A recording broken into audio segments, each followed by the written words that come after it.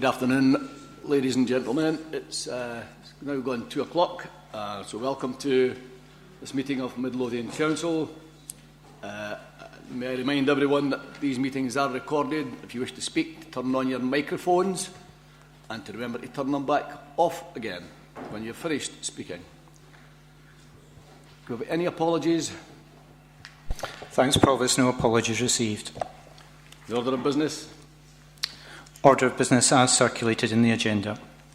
Thank you. If there are any declarations of interest at any point during the meeting, you may declare. We have minutes of meetings for approval. The Midlothian Council, the 22nd of September. Councillor Parry. In the minutes 1978 on the public space CCTV, I recall there was a discussion about referring the wider issue to the Safer Communities Board, and that's not noted in the minutes.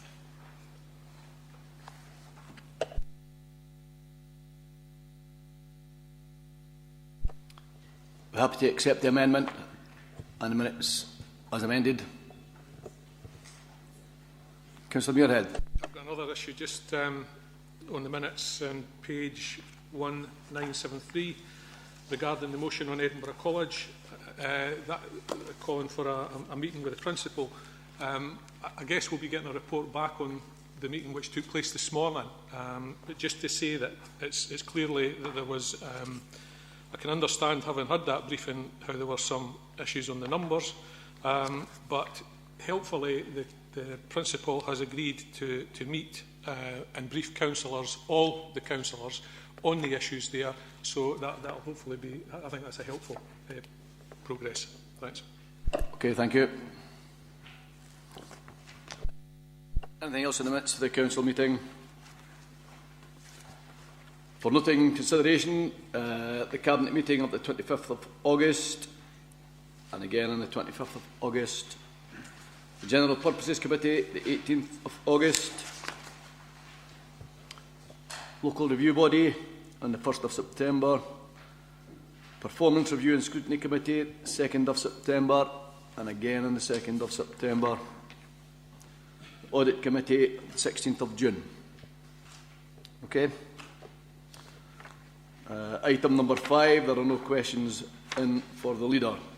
We now move to item number 6A, notice of motion by Councillor Coventry. Thanks, Provost. Can I just point out there's an error in the second line of the motion. It should actually read 30% and not 13. In July 2013, the Westminster Coalition Government announced Royal Mail was to be floated on the London Stock Exchange. The Communication Workers Union, representing over 100,000 Royal Mail employees, stated that 96% of Royal Mail staff at that time opposed the sell-off. In October 2013, the Westminster Government sold off 70% of Royal Mail at a hugely undervalued price. For example, within 24 hours of the sale, shares had increased in value by 38%, and by April 2014, the share value had increased by 58%. Nevertheless, Westminster still raised £1.98 billion with this share issue. The Westminster Government sold off its remaining 30% share last month. Now, I was employed as a postman for over 20 years, and I'm keenly aware of how hard the CWU has worked to protect working conditions and pay for members. My employment with Royal Mail also made me intensely aware of how important postal services continue to be to many communities throughout the UK.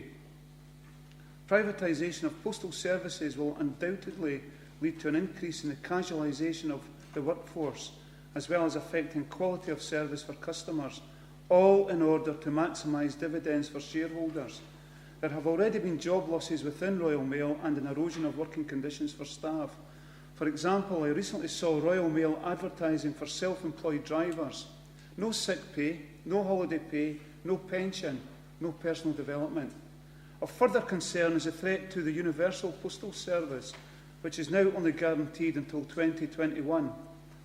When a universal service is lost, this will have an impact not only in the lives of communities living out with the big urban centres, but will inevitably have an economic impact upon those communities, including many communities in Midlothian. I call on Midlothian Council to support this motion. Thank you. Councillor Coventry. Constable, stop them with similar names. Thank you, Provost. Well, in seconding this motion, several things come to mind. If we go back to the princess of privatisation, Margaret Thatcher, not even she deigned to privatise this service. And now we find this vicious Tory government selling off national assets to his rich friends in the city. As Councillor Coventry, I believe it is, yes, pointed out, the universal service. Now, this may not, the loss of that may not impact too much on us being so close to the big urban centre of Edinburgh, but it will definitely affect outlying parts of the UK, the islands and so on.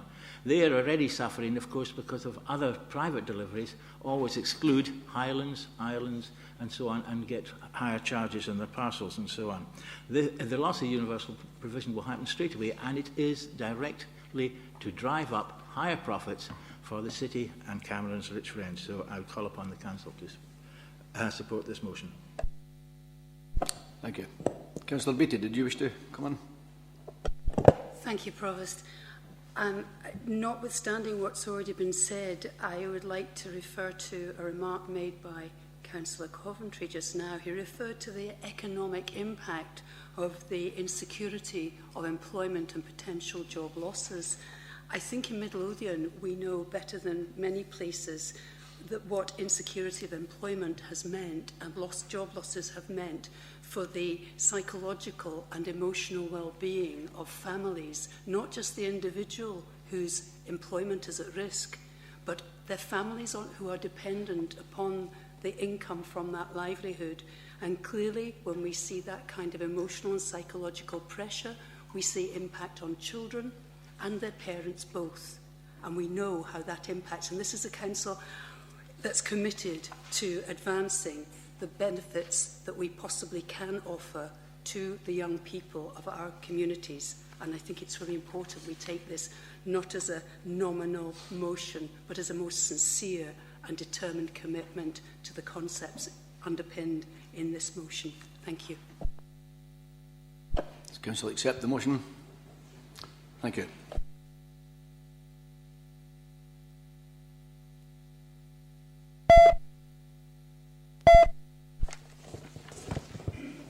Sorry about the Item 6B, motion to Midlothian Council, proposed by Councillor Parry. Thank you, Provost. On the 3rd of October, the Scottish Defence League, a right-wing racist group, chose to march through Edinburgh to protest against the Syrian refugees. Fuelled by a right-wing and often xenophobic press, there are some that feel that Syrians have no right to seek refuge in the UK, Scotland and indeed Midlothian. The Scottish Defence League are a vile organisation who label the plight of refugees as an invasion. On their social media, they champion other groups in Europe who have committed violent acts in refugee camps and who incite both fear and hate through a campaign of misinformation. These types of comments have been appearing on social media and in conversations in Midlothian, and I'm alarmed and disgusted by them. We as a council must do our best to inform and educate people on the factual realities of supporting refugees and simultaneously oppose the views of groups like the Scottish Defence League who hold extreme and harmful views. I therefore ask that all members of the Council work together to ensure that while we make a positive contribution to the small amounts of refugees who may find their way to Midlothian, that we also work to inform our communities so that they're involved, understand and oppose the likes of the Scottish Defence League. Thank you. Councillor Bryant. Thank you, Provost. Yeah, I'm happy to second this motion. I'll be speaking in more detail on the refugee crisis on paper 17. But I just want to make the point that all 32 councils in Scotland are taking refugees, and it shows how Scotland react to these kinds of crises. I propose that we accept the motion. Councillor Pottinger. Just very briefly, a point of clarification. They did not march in Edinburgh on that day. They gathered at the East End of Princess Street around the Wellington statue, and they were cordoned off, and no march took place. And I can just like to retract a word. Edinburgh Council did not give them permission to march, but they cannot stop them having a gathering, a standing protest. And I'd like the minute to show that it was a protest by SDL and not a march. Okay, Councillor Parry. I'd just like to agree with that point. It was their intention to match, but quite rightly points out Edinburgh Council didn't allow them to do so. Yes, I read a report that they were discussing it not being able to march because most of them had flown up from London and got trains up from other parts of England.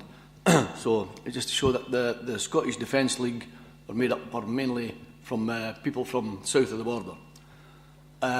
Councillor Pottinger. Well, do you want information on that? So you're happy to accept it as amended? Yep, happy to accept. Council happy to accept the motion as amended. Thank you.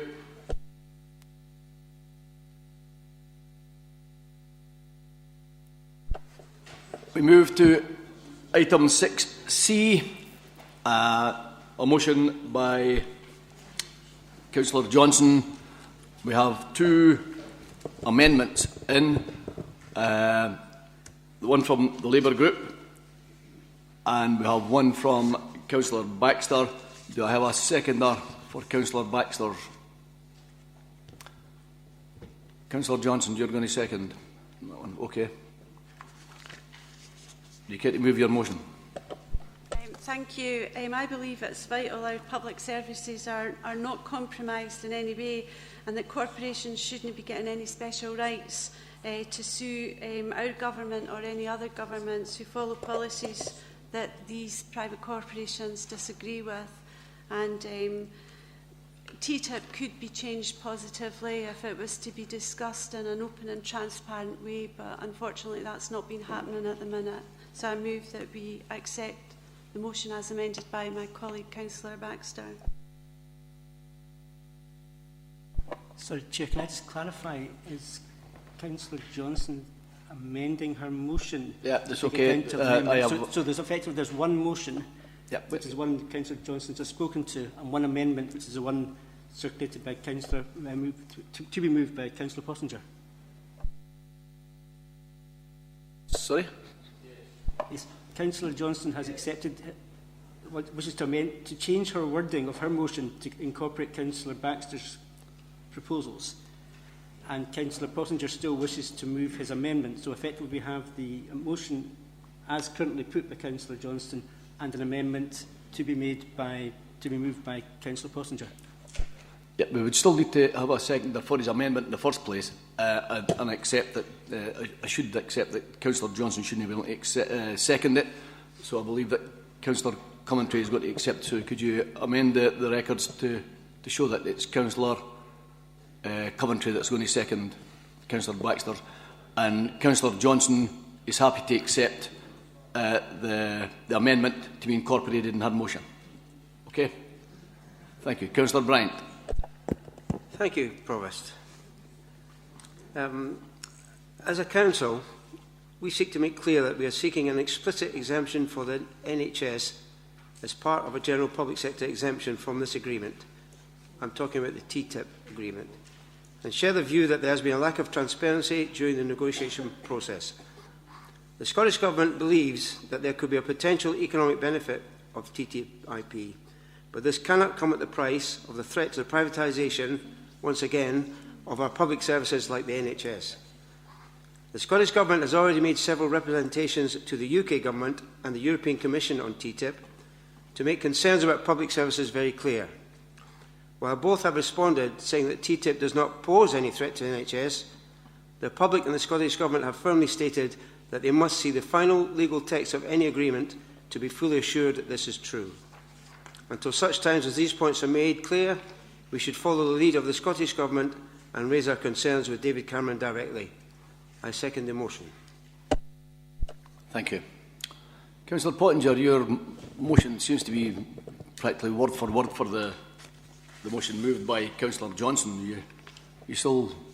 Thanks for your opinions, Chair. The motion my amendment strengthens the motion.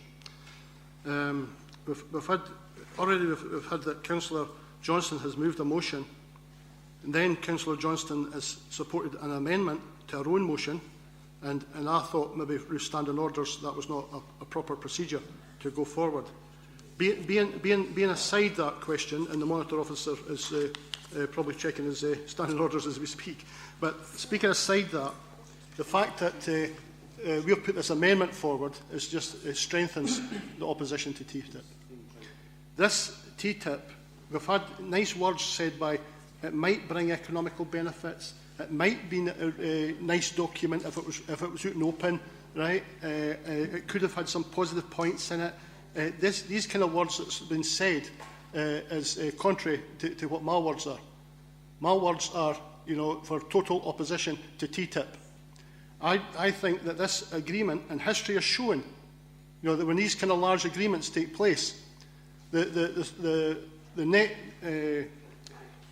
net sufferers there are the working people. This TTIP is all about strengthening capitalist trade between the two blocks and at the expense of any other government policies. And if this overrides USA and the EU, they will enshrine in the marketplace an agreement that will never be able to be disputed or reneged on. The only way to do this now is to stop these talks and send our total opposition to TTIP, because it is not beneficial at all. My motion isn't about reforming TTIP, it's about total opposition to TTIP. Councillor Bennett, would you care to Thanks, Chair. I'm happy to second Brian's motion, because this is a horror story waiting to happen, TTIP. Let's not kid ourselves on. Brian's right, this is being drawn up with the internationalists in the United States of America and the European Union.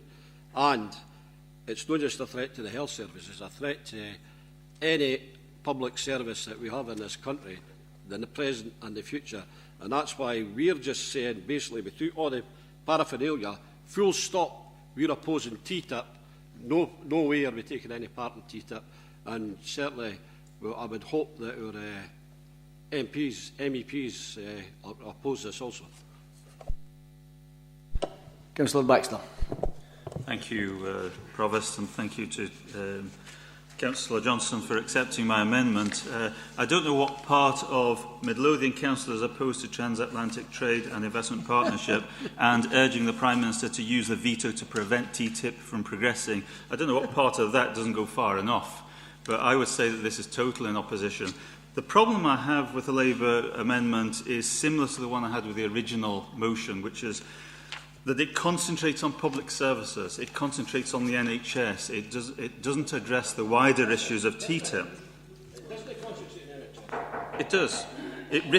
Because it risks public service provision across the UK. So it's concentrating, admittedly in the original motion it stressed the NHS, but public service provision.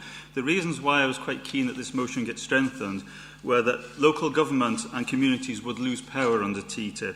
It would water down regulations on environmental protection, food safety standards and workers' rights, which are currently much better in the EU. It would impact on the Council's ability to source local produce. Yeah. And the most important thing of all, which most people seem to have missed, is that the proposed investor-state dispute settlement mechanism has been used already to overturn democratic decisions by all levels of government at significant public cost, and that would be introduced within TTIP, and we wouldn't be able to get away from it. And also, I believe there's a 20-year notice period if a country decides it wants to come out of TTIP. There are all manner of reasons why TTIP has to be opposed, and opposed 100%. And I believe that my motion lays out categorically the reasons why a local authority should oppose TTIP, and it also lays out the way forward that I believe that we should follow, and that's why I proposed it. Councillor Coventry. I just want to formally second Councillor Baxter's amendment. Of particular, I'm concerned about the threat to workers' rights and along with environmental issues. I'm really glad to see Councillor Pottinger has got concerns about TTIP as well, but to be honest, Provost, I'm quite confused because Councillor Pottinger's amendment is almost word for word to Councillor Johnston's. And it is strange, you know. Point of order, Provost. We go through this. Excuse me. Could you name the point of order you're calling? Don't they just The interrupt? point of order of erroneous remarks being made from the Deputy Provost. On a point of order, we go on about this every single time we have a council meeting, about motions, amendments and addendums. An amendment is a deletion of that. Excuse me, Councillor, turn off your microphone, please.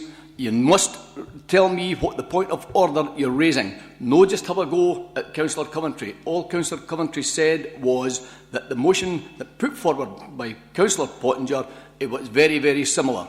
And you're now having a go, and that's not a point of order. If you want to raise a point of order, look up the standing orders and tell me what order you're raising. Provost, if you don't understand the ABC of chairmanships, you shouldn't even be in the chair. If I understand...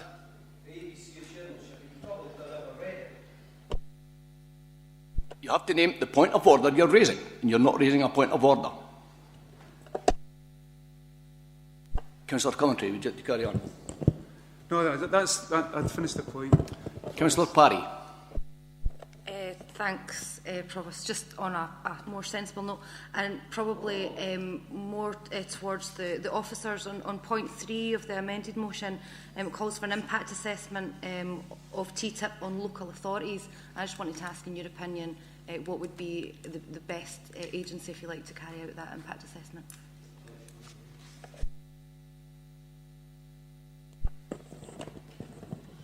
Do we have a... Okay. My instinct is this is something that needs to be done collectively, and therefore the second point that relates to bringing COSLA into this discussion would be the mechanism for taking that forward. That's my instinct, having just seen the amendment. Anyone else like to raise on that? Okay, I'll move. Do Councillor Pottinger, would you like to sum up on your motion, please? Thank you very much. Thank you for allowing me in. In the fact that you have a point 3 now in this motion to call for an impact assessment, that I think is completely nullifies, a lot of the stuff you're already saying in the motion. The motion should just say that we're totally opposed to TTIP. We're not looking at the pros and cons of TTIP. We're not going to look at the environmental impact of TTIP. We're just going to be totally opposed to TTIP. It has major environmental concerns, and the race to the bottom will happen if this agreement goes through. The members of the European Parliament have not been even allowed to see the documents that they're consulting on with each other. When they were allowed into where the documents were, their mobile phones were taken off them, so they wouldn't take photographs of any pages within the report. And a 5-minute viewing of it, it's all shrouded in this secrecy. The TTIP negotiations are going on in secrecy. We want them to stop. We want to be totally opposed to TTIP. That is what our amendment says. Councillor Johnson, will you care to sum up and accept the amendment? I accept Ian Baxter's amendment, but I waive my right to sum up. Thank you. We now move to the vote. There is an amendment from the Labour Party. Those in favour of the amendment, please show.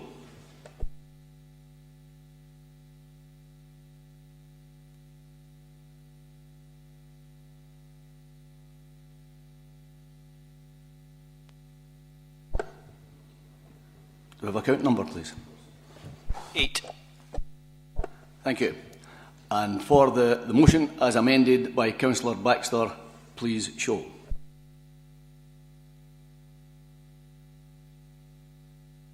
Eight. 10. Thank you.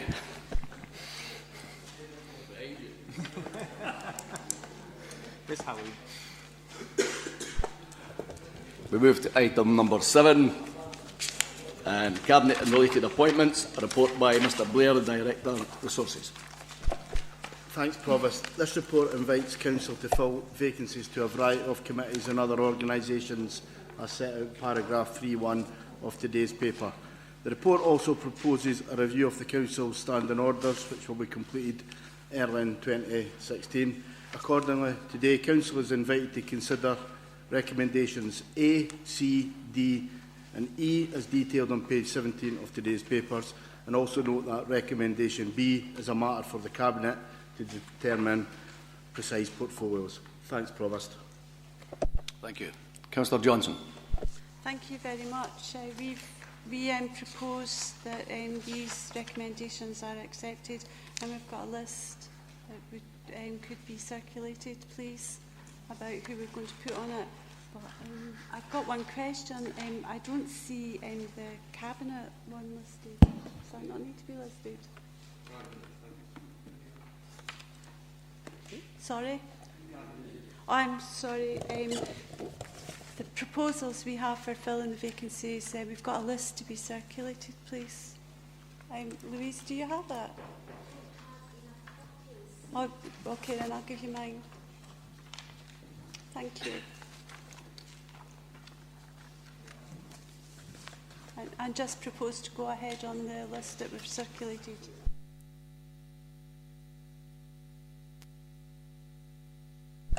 Councillor Milligan. Yeah, Provost, I'm kind of baffled here by this report.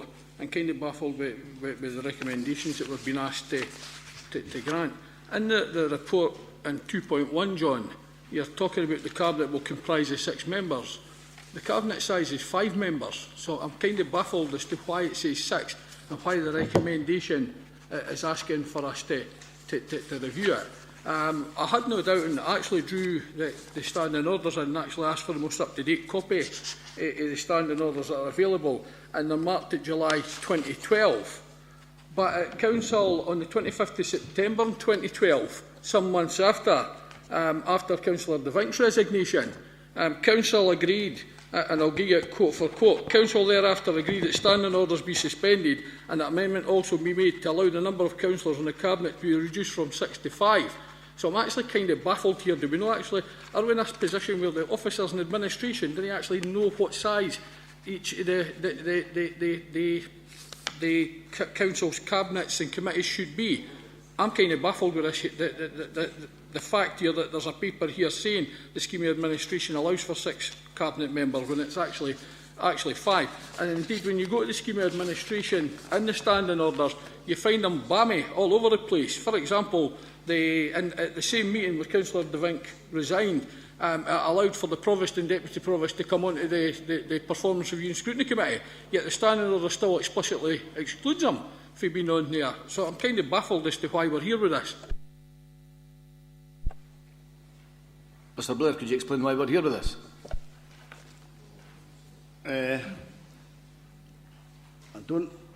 I'm sure Councillor Mulligan's right in the September Cabinet when Councillor DeVink resigned. As far as I'm aware, the standing orders that were approved by the Council were the ones on the 3rd of July 2012, which were implemented the 4th of July 2012. And it sounds like there's a clarification and a tied-up required. I said in my introduction, I'll progress standing orders early in 2016. I will fast-track that even more in light of the information brought to Council today, Provost.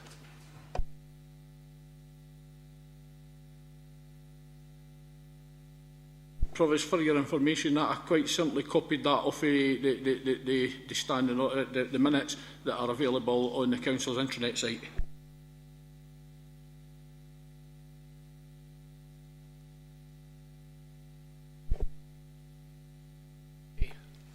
Listings, the Cabinet does only consist of 5 people. Is this just a misprint in the report? In other words, we are here to just accept Councillor Parry is going on to the Cabinet. The Cabinet only consists of 5 people.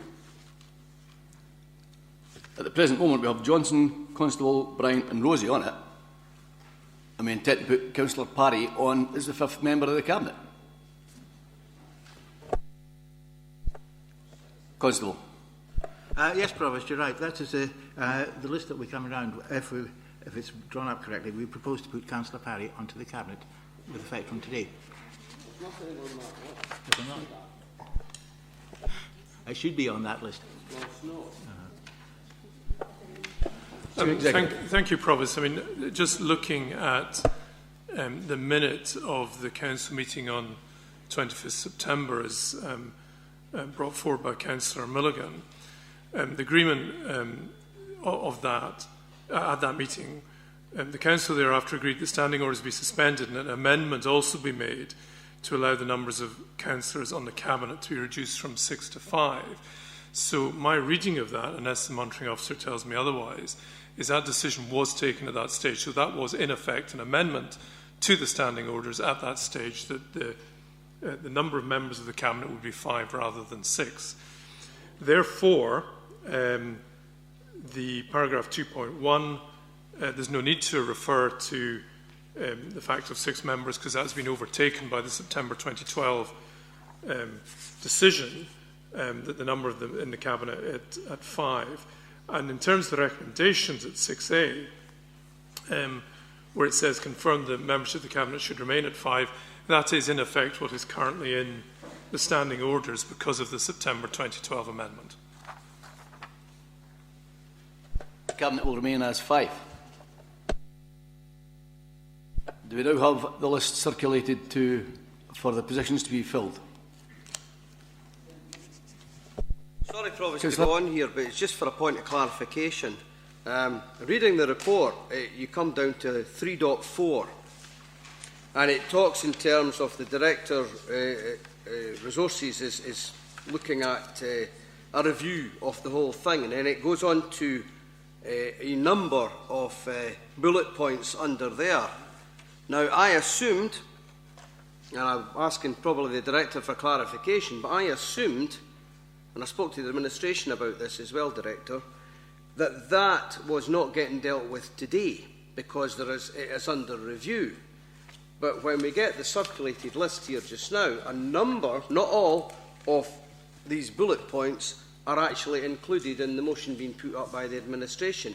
And it's just really for a point of clarification because the report doesn't actually pan out in the way that it's written. And I'd just like some clarification, please, Provost.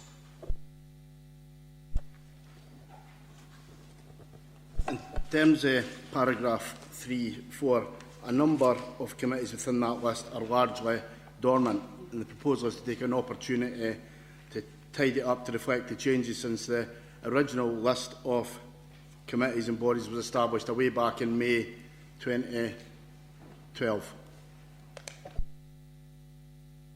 Provost, I understand that, but the words at the end of 3.4 is, therefore it is recommended that no changes should be made to these bodies pending the outcome of this review.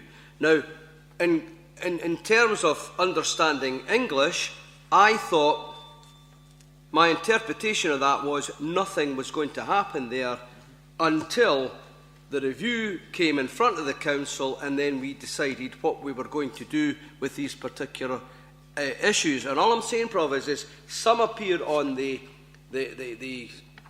paper that's been circulated around the Council, put up by the administration, and others don't. And it's just really trying to seek clarification because clearly it's saying one thing and doing another. I'm just trying to seek clarification. I'm not being mischievous in any way. Councillor Johnson. Thank you very much for all your help there, Russell. I'm not sure who you spoke to in the administration, but it wasn't to Bob or I. So you can let us know afterwards who you spoke to.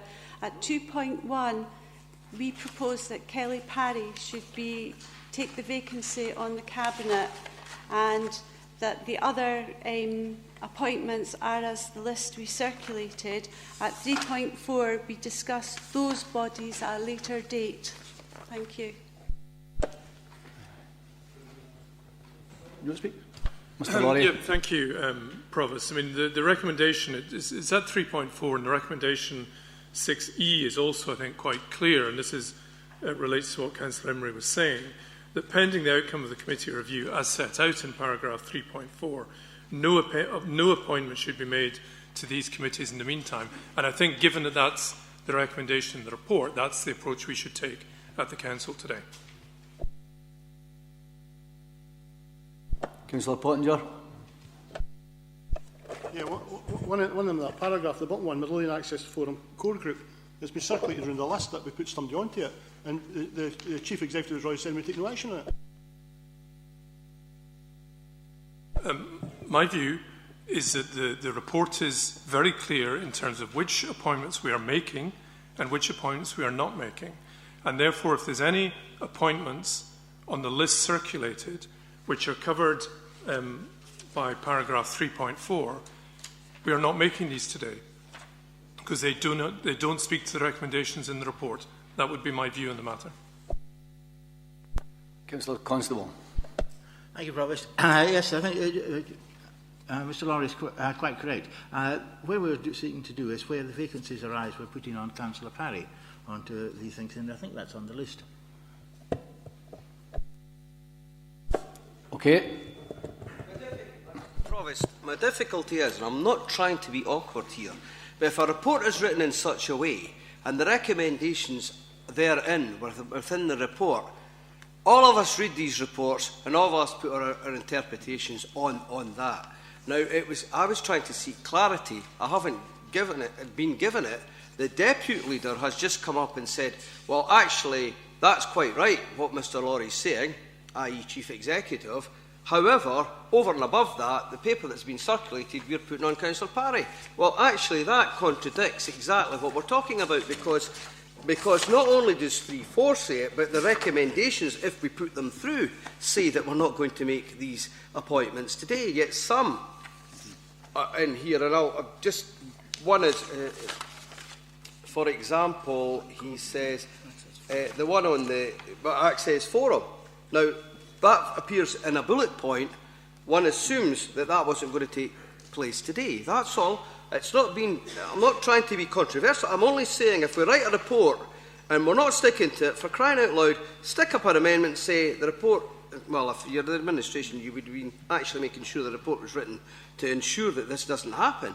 But the thing is that if that's gone out in the public domain, that recommendation, prior to a council meeting making its own decisions, if anybody that's interested out there picks that up, they think that these ones that are listed aren't going to be made. And all I'm saying, we're just confusing, not only in here, but we're confusing people out there as well.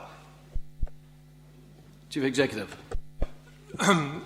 Thank you, Provost. I mean, I was trying to be clear in my interpretation of this, which is that we are not making appointments to those listed at 3.4 because they are subject to review. And therefore, what's been put forward by the administration, we are only accepting or considering those appointments which relate to those which are outstanding in the report, not those under 3.4. So if there's any in that list, I don't have the list in front of me, which are covered by 3.4, these are not being considered by the Council today, and therefore these recommendations or these proposals for vacancies will be disregarded. Councillor Baxter. Thank you, Provost. Does that mean that recommendation C is now removed from the list of recommendations?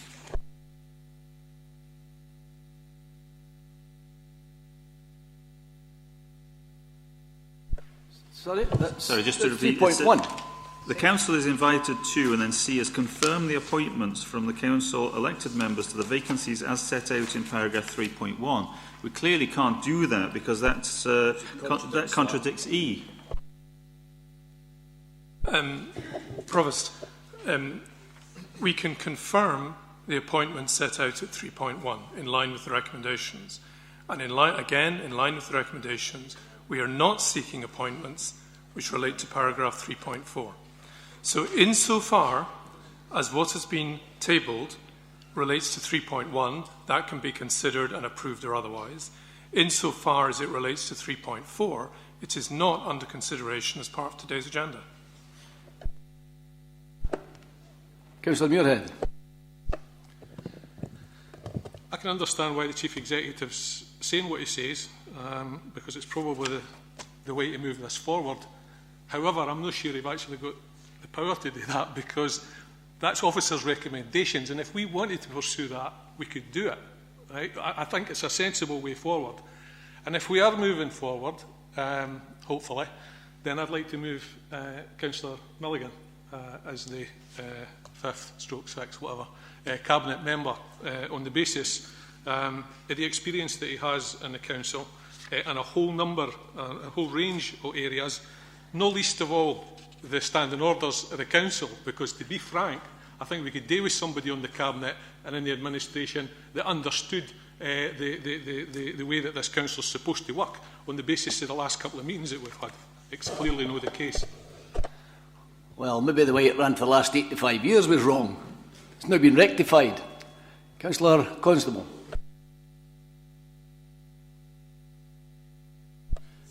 Thank you, Provost. I thought Councillor Muirhead was going to try and progress things, however, he isn't. However, we are proposing, the administration proposing Councillor Parry for the Cabinet at this position. We are proposing the details on this paper with the exceptions as outlined by the Chief Executive, Mr. Laurie.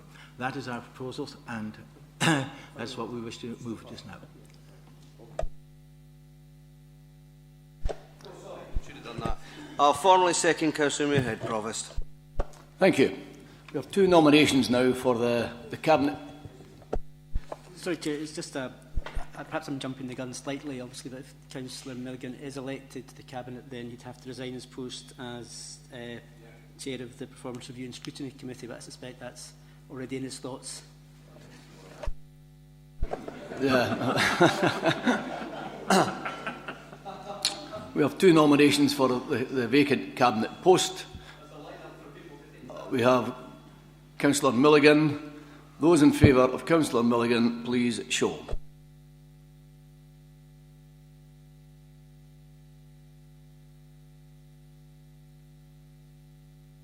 Seven.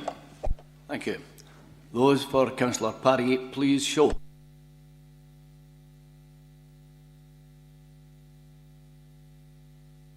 Nine. Thank you. Councillor Parry is now a member of the Cabinet. Thank you. And now to the substantive motion. Do we accept the other nominations as listed from the administration? Thank you.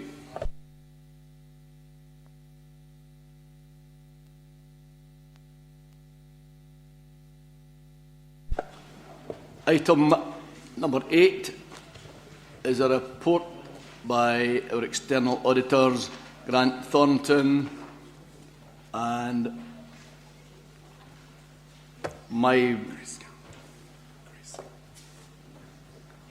Can I have a representative from Grant Thornton?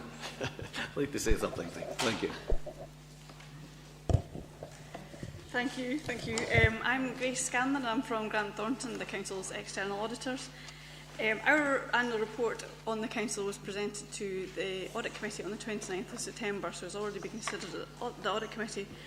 But I would like to just give a brief introduction to it, if I can. We use this report to fulfil our responsibilities under international auditing standards and Audit Scotland's Code of Audit Practice. And our responsibilities are set out on page 7 of the report. I'll go through the sections really briefly, if I may. Section 2 is probably the most technical section of the report because it's where we set out our findings in relation to the financial statements audit. And the most important area to highlight on that is on page 10, where I can confirm that we issued an unqualified opinion on the financial statements of the Council immediately following the Audit Committee. So that means that we agreed that the accounts presented a true and fair view of the financial position of the Council. The remainder of Section 2 sets out our materiality levels and the risks that we identified during our planning and the assurances that we gained during our testing. So I wasn't going to cover that in detail, but I'm happy to take any questions on it. On Section 3, which is on page 17, we set out our assessment of the Council's financial management arrangements.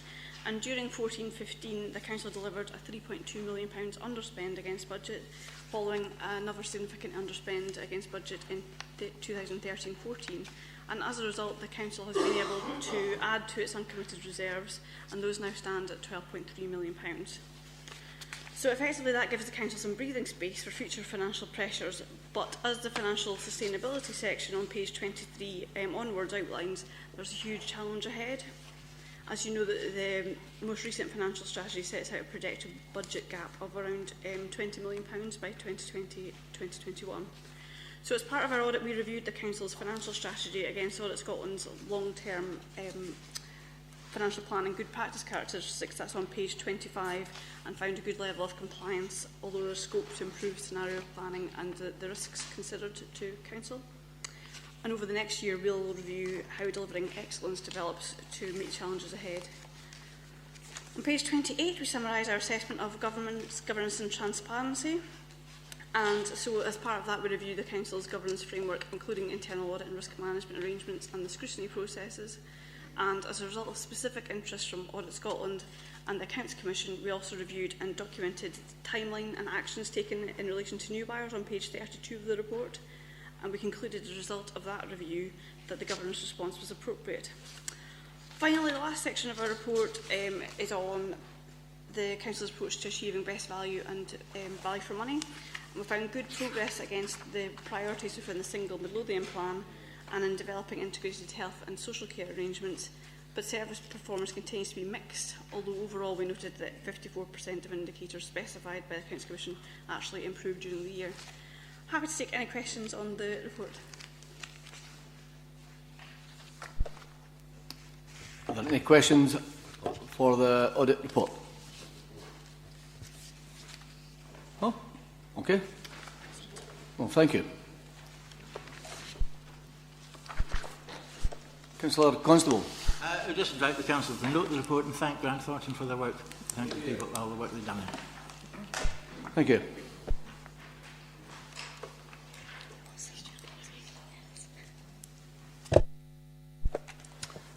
We move to item number 9, report on the Chief Social Work Officer 2014-15, a report by Alison White. Thank you.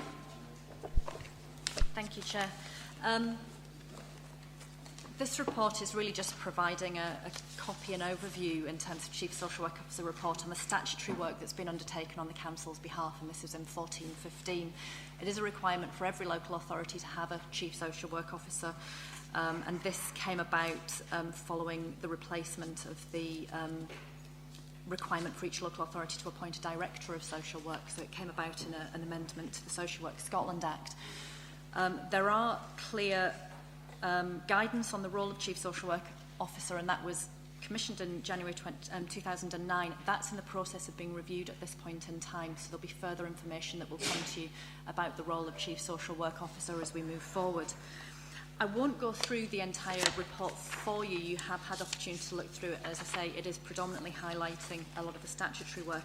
Would particularly want to draw some attention to a couple of different areas of good practice that I think it is worth highlighting. On page 10 of the report, I'm trying to work out what page that actually makes in your papers, which is page 30, the work on self-directed support has been really positively driven forward within Midlothian. We've really moved away from just needing to put processes and systems in place, and it really has been a big culture shift among staff both in children and adult services. It's been really positively received by the people we're working with, and there's been a real drive from the frontline staff up in terms of different ways of working with people. We haven't got there completely. This is a 10-year transition and change programme that's been developed in terms of the way we're working with people, but I think there's been really positive steps, particularly within children and families, where I think a number of other local authorities have really shied away from looking at how we work with some of the more complex children and families cases within self-directed support framework. So I think there's been really positive work that's been going on there, led by one of our key staff in that area across both. And there's been good learning, I think, across both children and families and adult services in terms of how we've developed some of that. On the same page, in terms of the public protection team, for those of you that were able to come along to the child sexual exploitation workshop that we did last week, we did highlight what has happened in terms of the development of our joint integrated public protection service.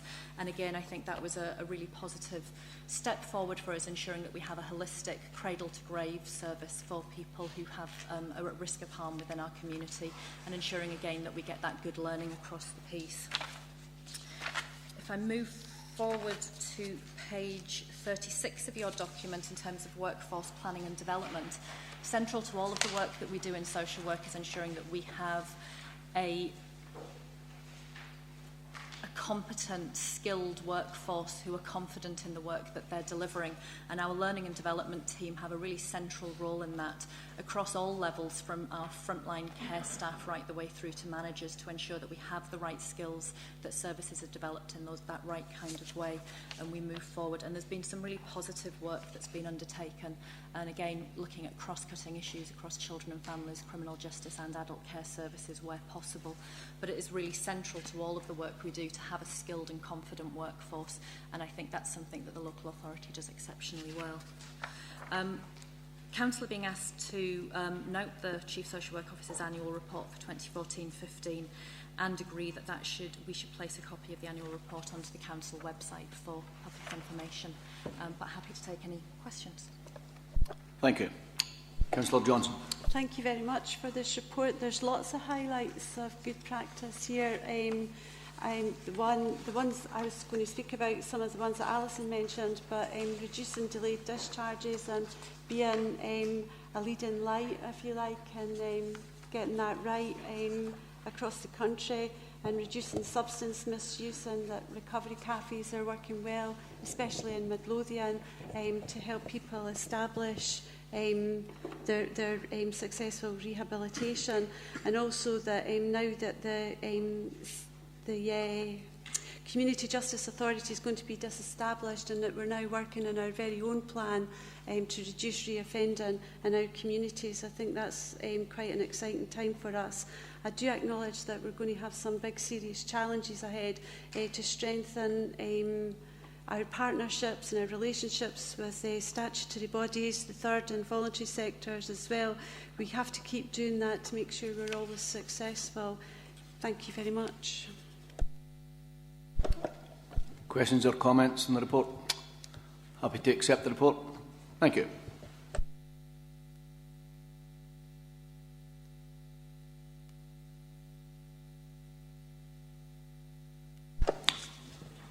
Move to item number 10, the Integration Joint Board Strategic Plan. Again, a report by Alison White, Head of Service of Adults and Social Care. Thank you, Chair. This report seeking the agreement of the Council to the proposed consultation response to the draft strategic plan. All integrated joint boards must complete a strategic commissioning plan, and we must consult on that plan. It's a 3-year plan that we're doing. We need to require basing our strategic thinking around a minimum of 2 localities, and there's been some discussion already around basing that on an east and west basis, although in reality much of our planning will be done on a much more locality basis than that. But actually, in terms of some of the work that we are doing, the initial plan is on an east and west basis. We have agreed to undertake a comprehensive public and staff engagement exercise. During 2014, there were large levels of consultation that had taken place to get us to the point of the strategic plan that you've got a copy of at this point in time. There were written submissions. We had a number of individual and group discussions during that time. As part of this, we also did a joint needs assessment, and that's available on the link that you've got contained within your report. And that really is a good picture of what's actually happening in Midlothian at this point in time. All the facts, figures and numbers that we've been able to base some of the plans around as we've been developing this. As part of our consultation, we obviously need to ensure that we consult with our other local IJBs, and that we need to consult with the 2 primary partner agencies from the Integrated Joint Board, which is the Council and NHS Lothian. So obviously it would be really helpful for us to be able to participate in part of that. The consultation comments need to be submitted by the 25th of November for this draft of the plan to be considered and agreed or otherwise by the Integrated Joint Board at their meeting in December. Section 2.5 really spells out what some of the primary implications are for the Council. Obviously, if people have individual comments about particular sections of the plan, that they would be able to share that. But it was wanting to be really clear about what some of those implications will be. I mean, it is a very significant change in the governance arrangements, but the Council continues to have a really major role to play, particularly in terms of the annual budget and the size of the workforce that the Council continues to employ. The staff within adult social care will not be employed by the Integrated Joint Board. They will continue to be employed by the Council. So it's really vital that the Council are fully involved and committed to the strategic objectives of the IJB. And it's also get the word out. It's necessary to continue to get the advice and contribution of all of the corporate services as well. So it's not just the staff that are part of adult health and social care, but it's staff from across the council that will need to contribute in some way to ensure that we can deliver what we need to from a council perspective. Worth noting that charging policy remains the council's within the council's responsibility rather than the integrated joint board, and that includes things like capital planning, funding and things like that will also remain. So there is needing to be very good close working between council, NHS Lothian and the IJB to deliver on the strategic aims where there's elements of that are required. What I would say from an adult social care perspective, there aren't concerns about the content of the draft strategic plan, as social care staff have been heavily involved within its development, but it's more around wanting to ensure that the broader context of the elements of this plan are really clear within that. So we're wanting to note the IJB strategic commissioning plan, the locality plans and the joint needs assessment, of which you've been shared copies of, and agreeing to the council's agreement to the plan, bearing in mind the implications highlighted in 2.5. Thank you. Councillor Johnson. Thank you very much. I think we should just accept these recommendations. The plan has been widely consulted on, it's gone to lots of people and it's been widely available, and that wide consultation has been a fundamental element of the plan. Thank you. Council happy to accept the recommendations. Thank you.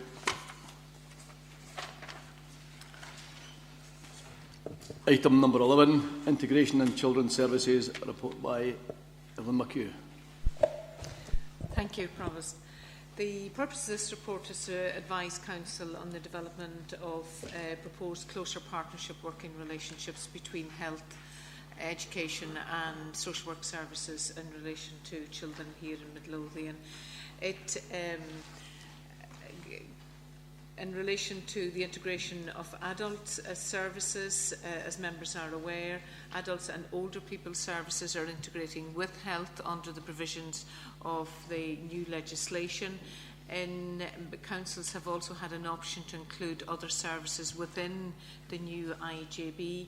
In Midlothian, we have in the original integration scheme included criminal justice services, and also NHS Lothian has included health visiting and school nursing services within the new integrated partnership.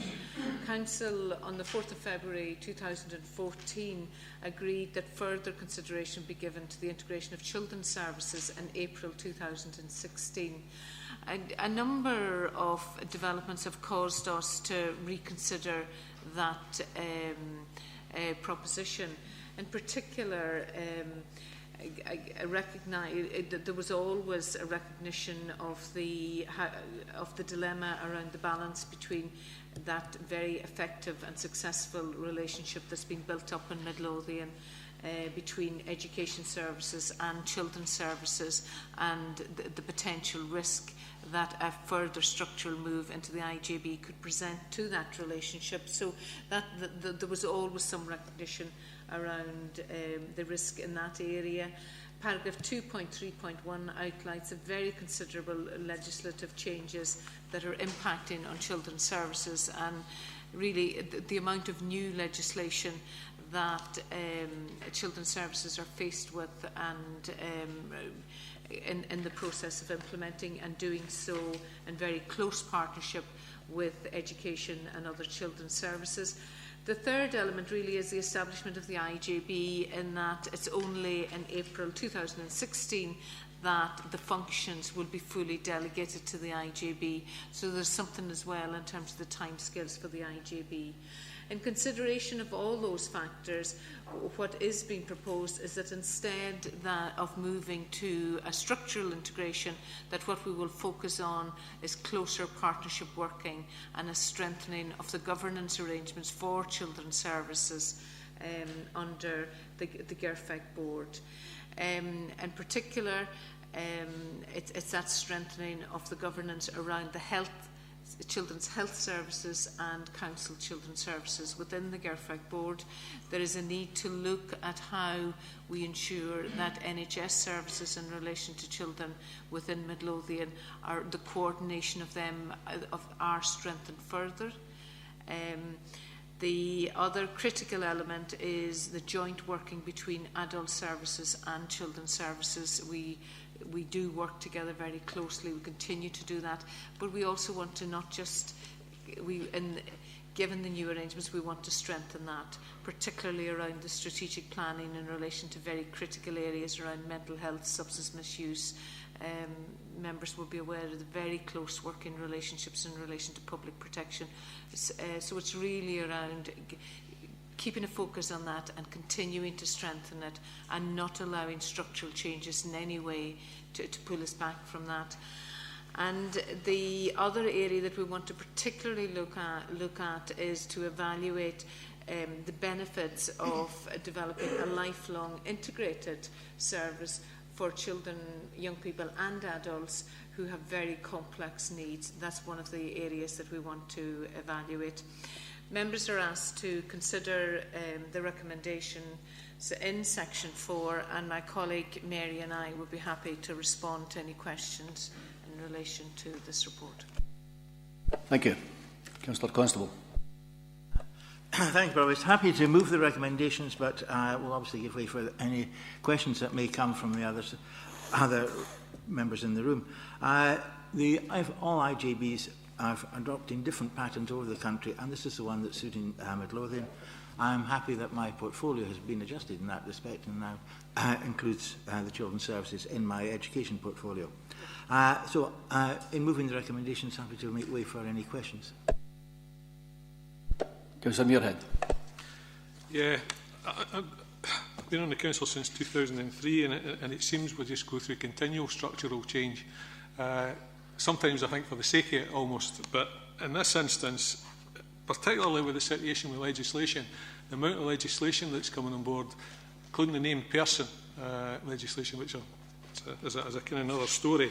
But when we've made the kind of progress that we've made in the integration, education and children's services over the last 5 years or so, I think it would be totally wrong to rip that out of there and put it somewhere else. I think we've made inroads, and providing the proposals, recommendations 2 to 5 are progressed, I think that's a sensible approach, is to not include the children's services in the integration arrangements.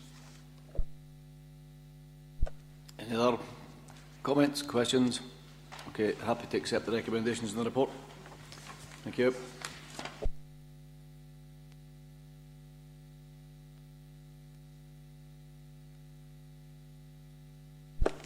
Item number 12, free swimming sessions for Midlothian children.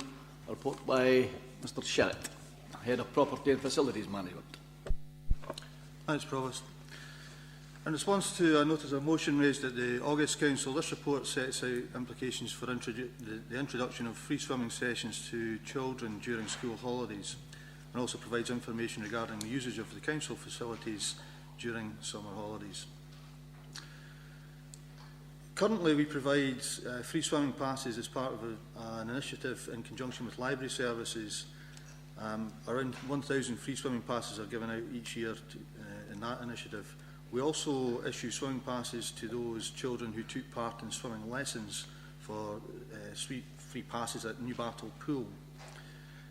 There's also imminently a corporate parenting tone zone card, which will deal with or enable looked after children and carers to access the swimming pools for £1 per session during normal public opening times.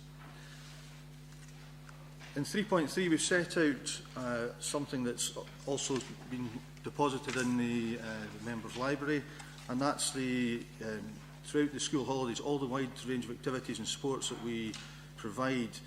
Active Schools and Sports Development Officers, they provide a wide range of activities and holiday camps throughout the holiday periods. It's important that we continue these activities and we continue to develop them and expand them where possible, but the document that's been deposited is 24 pages long. It's quite a comprehensive set of clubs and classes that are available through the holiday period at present time.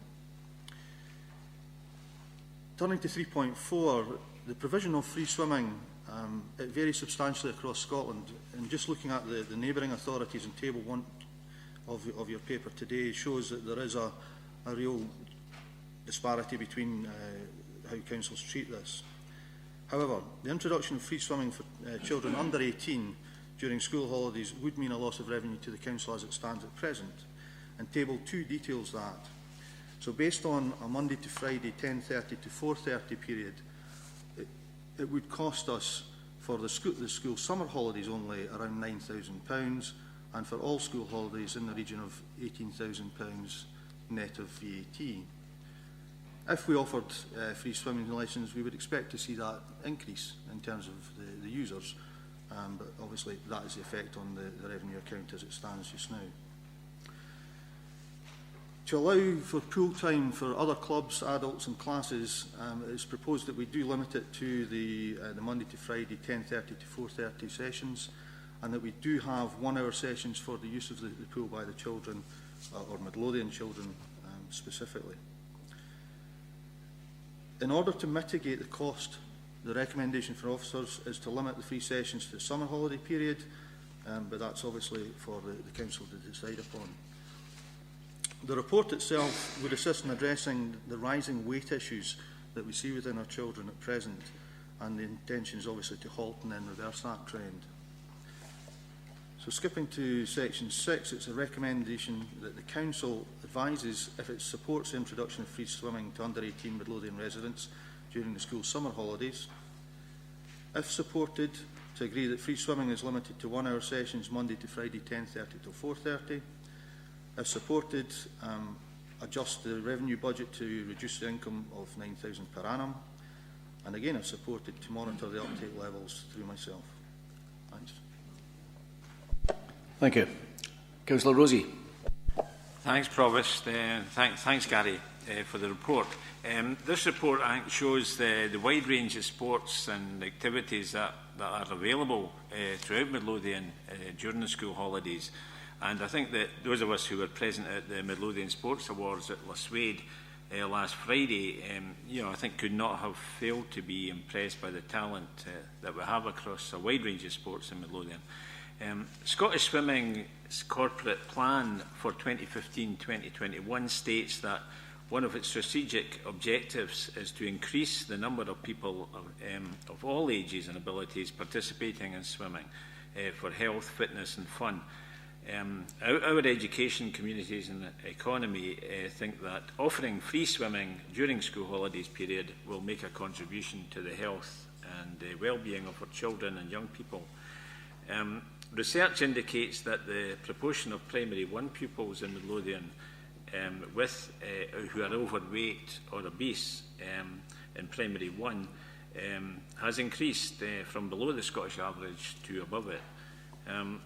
I think we have to take action to reverse this trend, and therefore what I would recommend from the recommendations at 6 are that at 6A we first of all amend that we insert just the word session between between swimming and 2 in line 1, and that we remove summer in line 2. That we accept 6B, and because of the amendment at 6A, in 6C the amendment would be from replacing 9,000 with £17,662, which would affect the 2016-17 budget and beyond. And we accept recommendation D. Thank you. Councillor Constable. Happy to second that proposal.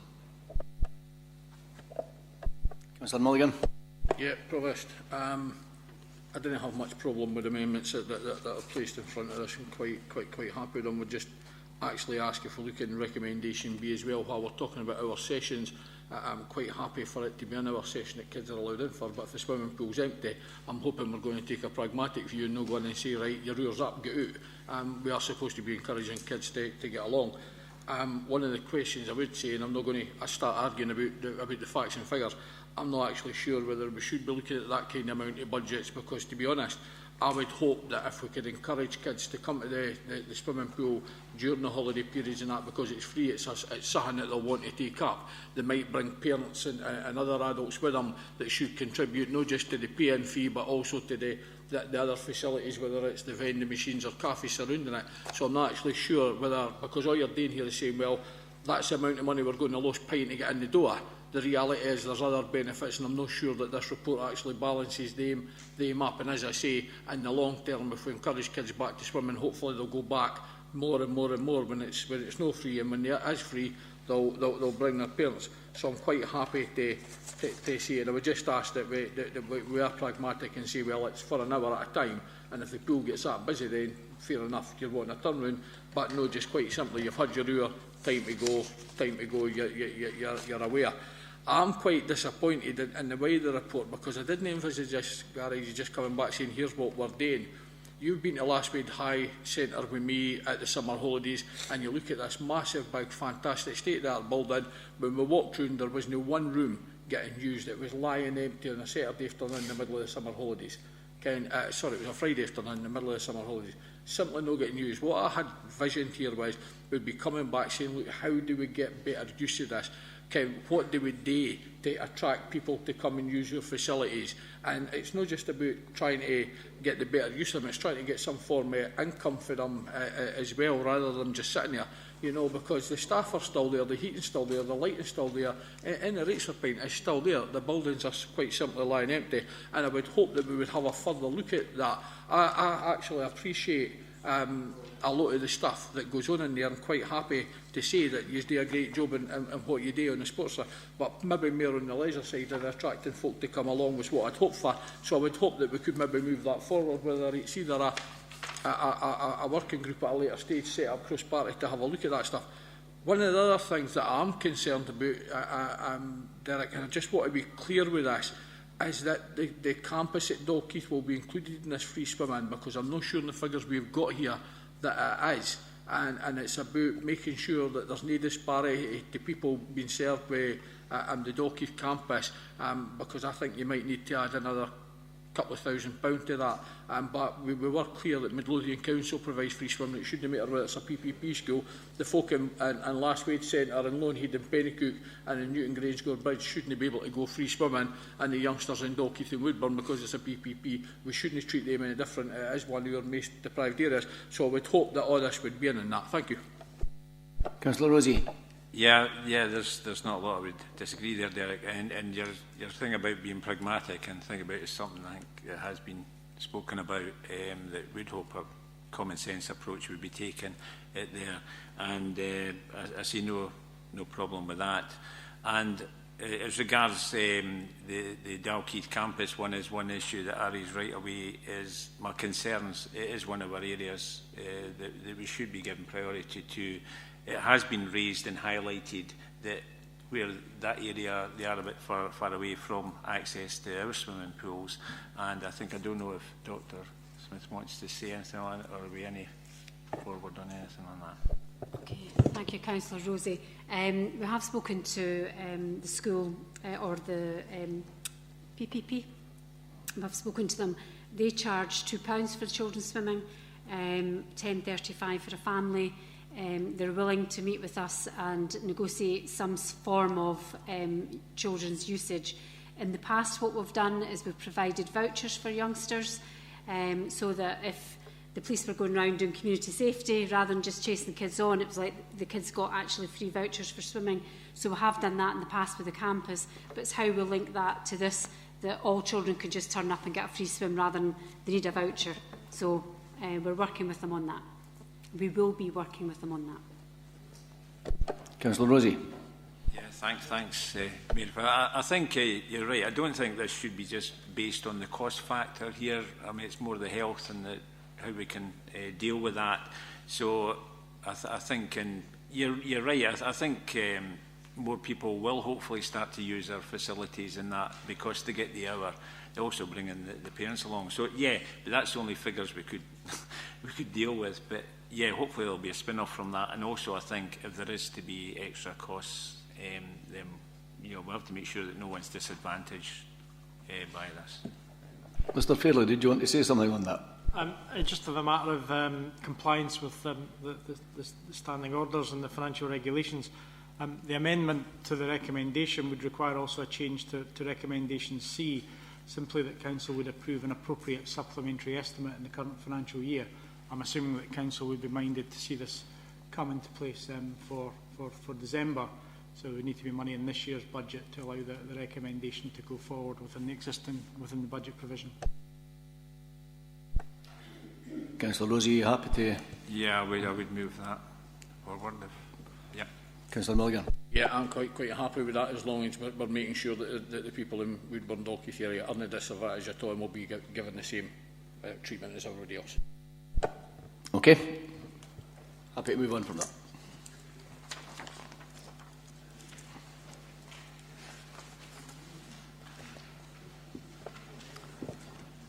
Item number 13, the Woodburn Community Hub update, a report by Mr Blair, Director of Resources. Thanks, Provost. This report formally notifies Council of the outcome of 2 external funding bids regarding the Woodburn Community Hub facility. The background is set out in section 2 of today's papers, together with details of the bid. I regret to inform Council that the funding bids to the Regeneration Capital Grants funding allocation and the Big Lottery funding were unsuccessful, and in section 2.4 and 2.5 of today's papers I've summarised the feedback received from these 2 organisations. Therefore, looking to the future, recognising Woodburn as one of our focused and priority communities, it's intended to submit future bids taking cognisance of the feedback received. And today I'm asking Council to note the recommendations set out in this report regarding unsuccessful funding bids, unfortunately. Thanks, Provost. Councillor Bryant. Thank you, Provost. Yeah, this is like the song on Radio Luxembourg, The Never-Ending Story. But Woodburn Hub is pretty important to this area, and we have to continue. The guy who was doing the bid has got great experience, and I think it was just that the lottery maybe just closed their shutters for a wee while till they see where things were going. I'd like to point you to section 2.5, item number 4, and I'll be taking this up with the consultant. You know, it lays out there where the problem was, so if we could get that right, maybe we could get the bid through. Councillor Bennett.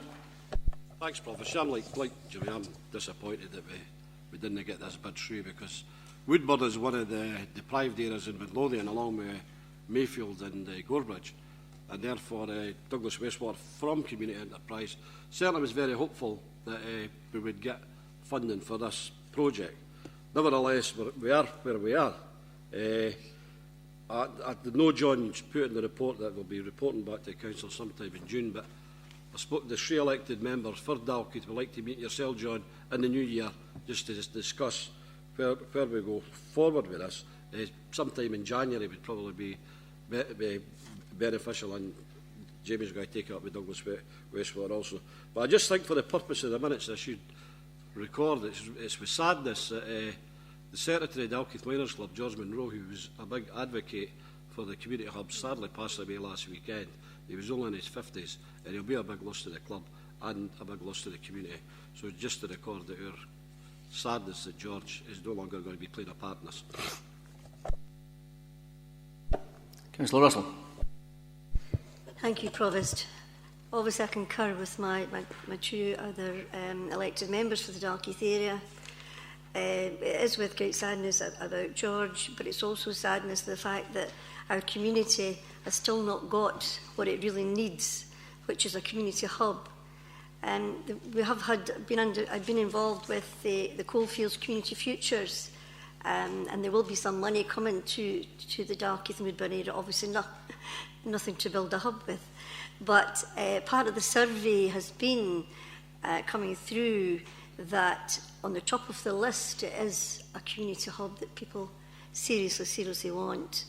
I have spoken to the officers at Coalfields, and they're quite happy to allow all the information that's coming through to go to Douglas and his team, which obviously will help with regards to when we're gathering all the information together.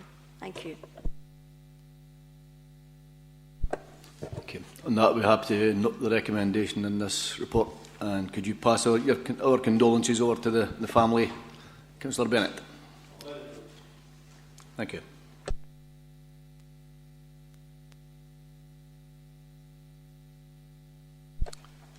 Item number 14, kinship care allowances, update in policy and allocation and distribution of funding.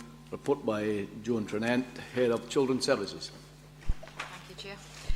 As you can see from the report, the purpose of this report is to update the Council Management Team of the additional funding agreed by COSLA and the Scottish Government in relation to kinship care allowance, confirm Midlothian Council's allocation and distribution, and note that this is to take effect from the 1st of October 2015. As laid out in the background, there's a huge disparity in relation to kinship care allowances across the whole of Scotland. However, what I think we should note is that Midlothian is one of the leaders in this, and that we pay the same allowance to kinship carers as we do foster carers, albeit less child benefit. What has happened is that this disparity has been found to be unlawful, and other local authorities are being held to account in relation to ensuring that they also pay the same amount to foster carers and kinship carers. Scottish Government have laid out what Midlothian's allocation has been, and we can see that from the report. For this year it's 92,317, and thereafter it's 184,000. What we should note is that in relation to Midlothian, we currently pay 88 kinship carers, which amounts to 134 children, a total every year, or total for the last year of £780,770. So this cost is a small amount in relation to filling that gap, if you like. But given that we were ahead of the game, what we propose is that we want to ensure that this service grows and that we develop our kinship carers and offer training and development so that they have the same opportunities as our foster carers, because at the end of the day they're raising Midlothian's children, most of them within Midlothian. Therefore, if we can have a look at the recommendations, Council is asked to note that the interim and future allocation of funding, as set out, a number of actions sit alongside this in relation to the additional monies funding agreed by COSLA and Scottish Government. That's in relation to kinship care orders, which will come into force on the 1st of April 2016, which will replace the Section 11s, and also the training and development of kinship carers that we're hoping to do within Midlothian, and that the relevant changes are implemented as soon as possible. I'm happy to take any questions. Thank you. Councillor Constable. Thank you, Provost. Yes, and happy to move the recommendations. In doing so, I refer to Joan's remark. This is another case of where Midlothian was ahead of the game. This happens quite often at COSLA, and I'm very pleased to see. When this arose at COSLA, there was a cry from a lady across from Aberdeenshire. What about us? We're already doing that, to which I said yes. And I just think we're happy to get the money, but it should be backdated, but there's no chance of that. Councillor Muirhead. I'm not so sure we should be so happy with that situation, to be perfectly honest. I'm saying I'm not sure we should be so happy with that situation. This is in response, this additional monies came in response to the Equalities and Human Rights Commission taking an interest in the area and basically saying that disparity between kinship carers and foster carers was unlawful. Now, what the Scottish Government has done here is given 92,000 for half of the current year and 184,000 thereafter. Yet, as has just been illustrated by Joan, we're currently paying £780,000 for this as a cost for providing these payments. And it is right, we were ahead of the game. And having a wee look at this, I had a look back, because what went through my mind was, had we received some additional payments in the past for the Scottish Government here that I'm not aware of? So we looked back, and as part of the Concordat with the Scottish Government and COSLA back in 2007, it was agreed that part of that would be to provide allowances for kinship carers of looked after children. And Midlothian at that time received an allocation of 62,000. Now, you're talking about being ahead of the game. Well, we're actually ahead of the game at that time, because at that time, Midlothian Council were paying 80% of what was paid to foster care and the foster care allowance, that less child benefit. So we were pretty much ahead of the game then, and what that money at that time allowed us to do was increase it to 100%.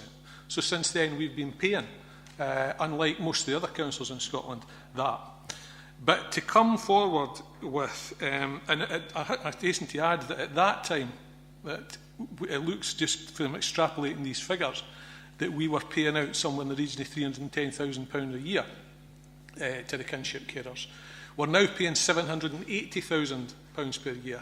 And I don't think that the money that the Scottish Government are offering us up here, given that it's coming with conditions that probably put additional responsibilities and costs on us, that is enough to justify, to help us to alleviate that situation.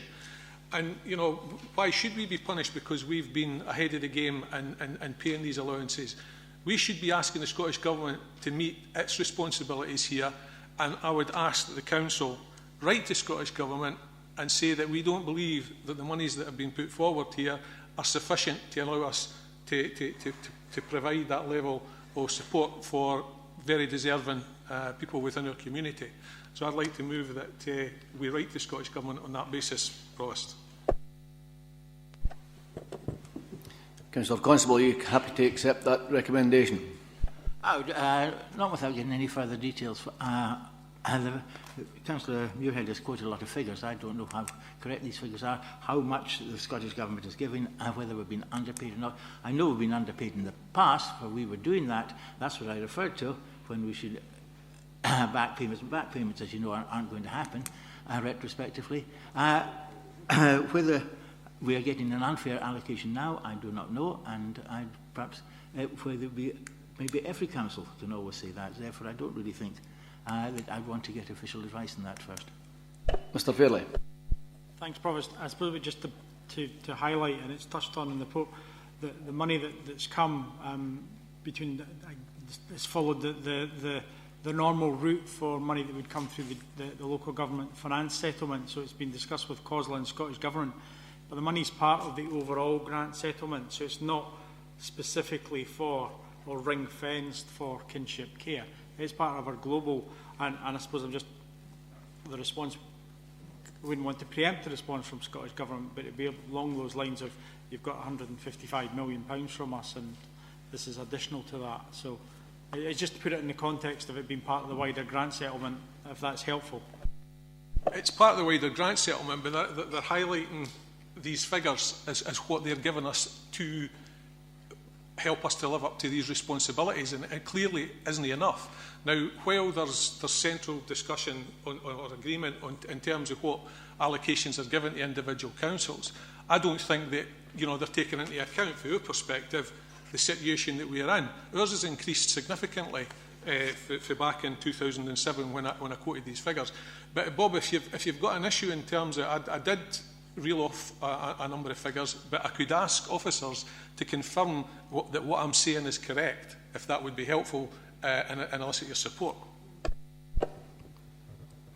Councillor. Okay, Mrs. Trennan. I can confirm that the figures that were stated today are the figures that I've supplied you with in relation to looking at this prior to coming into this meeting. Councillor Coventry. Thanks, Provost. Yeah. Scottish Government's facing at least a 2% cut funding coming from Westminster. Now, just over a year ago, Councillor Muirhead, you were out campaigning for us to stay with that settlement. And it seems a bit rich now that you're complaining about the fact that there's not enough money to go round for things like kinship care, when you yourself campaigned to keep the status quo. Provost, I'm not here to argue about the referendum or anything like that. I'm here to look after the people that we represent, and that's just a total irrelevance. The situation is, we're talking about cuts coming for Westminster. The fact is, in education in Scotland, we are have undertaken more cuts than they are in England. The money that we get for down south for education, we're not passing it on to local authorities in Scotland. So you know, I think raising these issues about what I campaign for has got nothing to do with it. What I'm saying is, we're not funded enough here, and I understand it might be difficult for the administration to challenge their masters. I would remind you that we, in this council under a Labour administration, if we thought there was a problem in terms of the Scottish Executive at the time, we were prepared to suck it up and stand on the principles and challenge them on that. And I think it's about time that this administration did the same and didn't resist what is an obvious benefit to people in terms of asking the Scottish Government to live up to its responsibilities. Councillor Constable. I think we're coming into a very sterile discussion here on it. I know and I'm aware that, yes, the Labour administration on Midlothian Council challenged the Labour executive in Edinburgh over the allocation based on various strategic needs and the social background of all these things. And we agree with Midlothian has. We do think we are underfunded. Other councils will also argue the same thing too. Aberdeen was perceived as being a very oil-rich city and has very, very low funding. If you look at the figures per head, I got them from Gary the other year. The Outer Islands are awash with money. They get 4,500 per head of population. Glasgow is the highest mainland authority with getting about 4,200 per head of population. I think we're not going to go into the arguments of it now. I think we were about 1,800, and I would agree. And we have challenged in the past. We spoke when we were in opposition at this time, but we did speak to John Swinney about these matters. But the minute you start operating in one council, the whole 32 arrangement becomes unstuck. Therefore, I think it's futile to write a pleading letter in just now on this. We are where we are, and as has been pointed out, there was an opportunity last year to change that, but I'm not going to try and resurrect that argument either.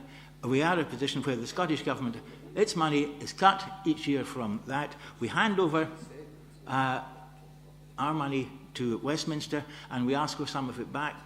The Scottish Government is allocating out. It has been fairly fair with local government settlements, and we certainly are a lot better off than local governments in England, which are suffering far severe cuts. We've got the Scottish Government are protecting us from that, and I think any further argument is just mudslinging, just futile. This report is only for noting anyway, so we're going to move on. Chair, I moved that we write the Scottish Government asking for additional monies to support us paying these funds. I've moved that. Okay, do we have a seconder for that then? Okay. I don't think you can change a report that's only for nothing, to be honest with you. I know that's what your recommendation. I think you could maybe bring it up at the next council meeting. I'll stand corrected if I am on that. Yeah, I mean, I think the proposal to have an additional recommendation that involves writing a letter is entirely competent. There's no reason why that shouldn't be considered.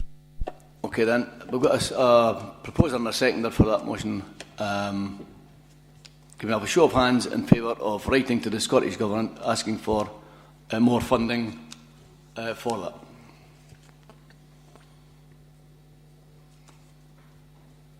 that? Nine. Those against?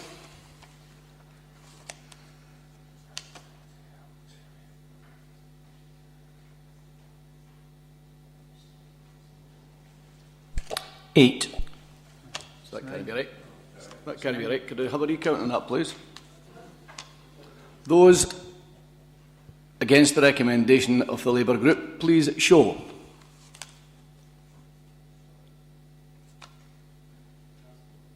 Nine. Thank you. And I cast against that recommendation. Councillor Milligan. Provost, could I ask the monitoring officer to give us a ruling on that vote? The vote was clearly 9-8. Councillor Bryant didn't vote in the first tranche. He did vote when he asked to take the recount. Could you clarify whether that's acceptable? I did see Councillor Bryant's hand go up at the very last minute, Councillor Milligan. I think at that point, the clerk had turned, it was so late the clerk had at that point turned to count the 2 votes behind him.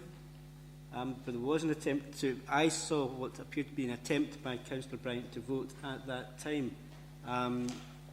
That was certainly how I saw it. I don't know if Councillor Bryant wishes to... It's okay, I'll accept that. Thank you.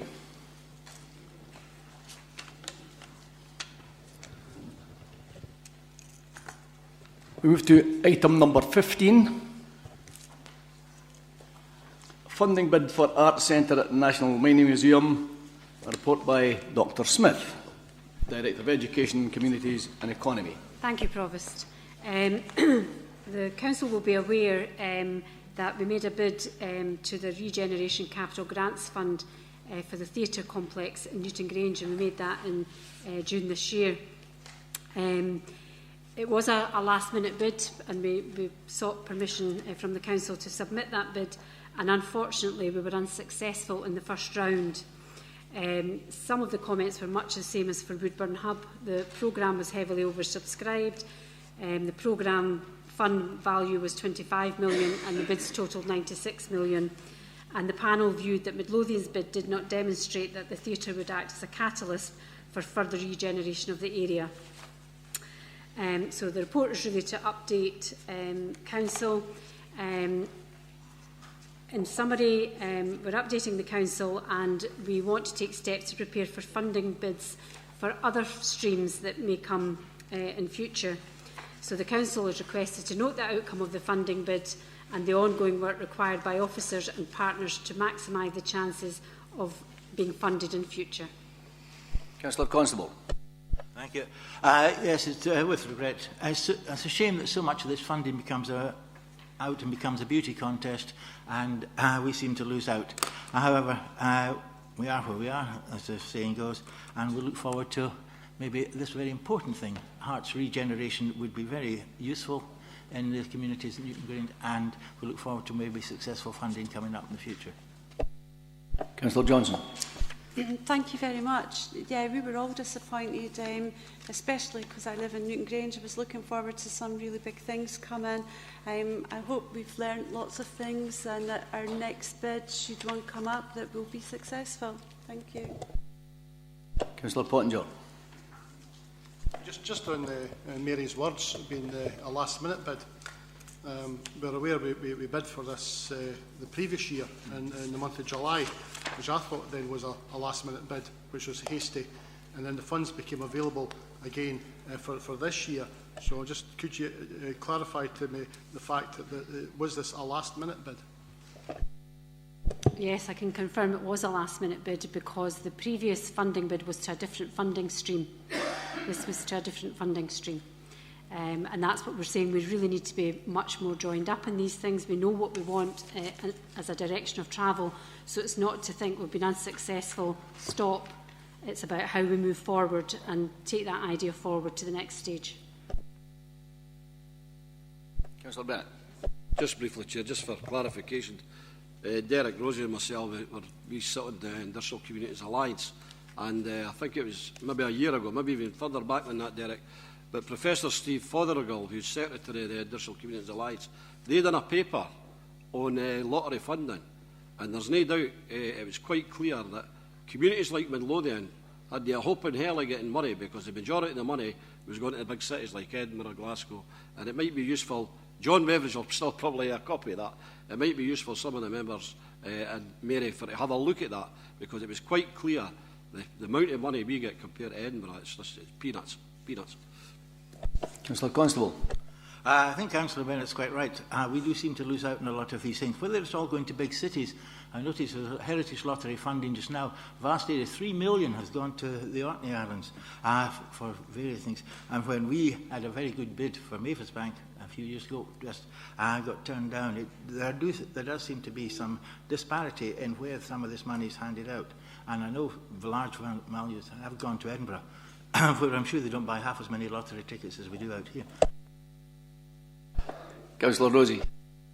Yeah, just following on from Alec and Bob, you're right, and I think following from that, and Bob sort of touched on it there, the Communities Alliance have tried to drag out of the lottery funding organisation just if they can tell us where are the bulk of the lottery tickets sold, and they're very reluctant to pass on any of that information. And I think, as you say, Bob, we probably would find that some of our communities are where people are probably buying these tickets, and we just feel that it's disproportionate what comes back to the communities that we represent. Councillor De Vink. I would quite like to encourage the officials to really not give up, because I feel that this is potentially a very, very exciting and very valuable enterprise. With the effect of the new railway line, we ought to look at possibilities, talking to the government, talking to the different ministers to see if we couldn't somehow get support from it, because it really is one that we should really go for hell for leather.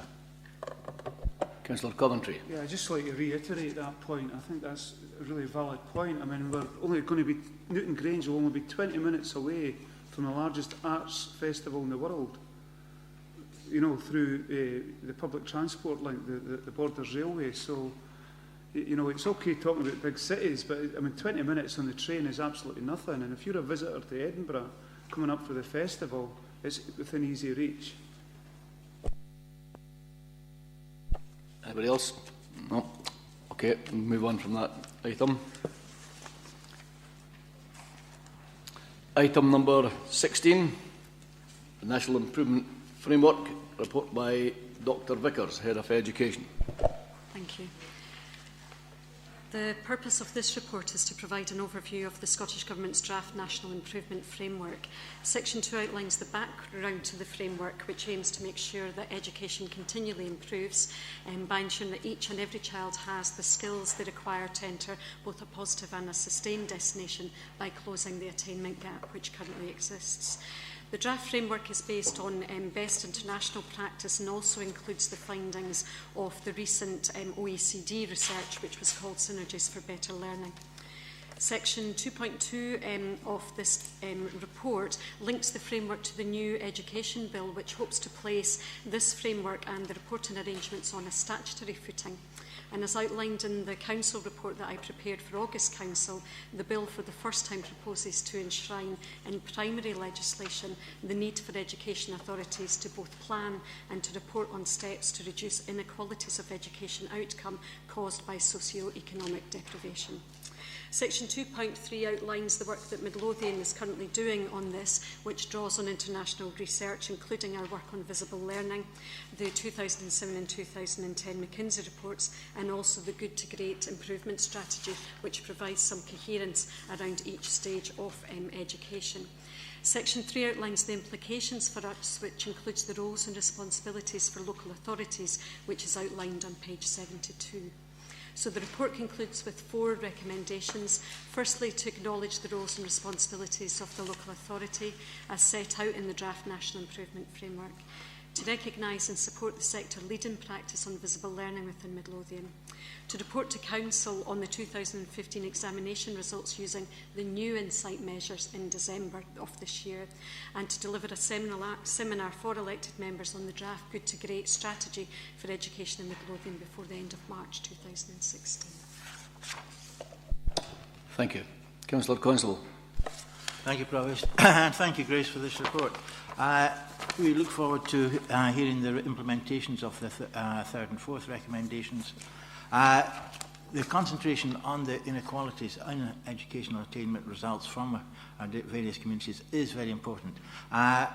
We have a copy of this with your agenda, and I would commend all members to read this book, and in particular the statement from the First Minister on pages 1 and 2, which give a valuable insight to the whole process. Thank you. Councillor Coventry.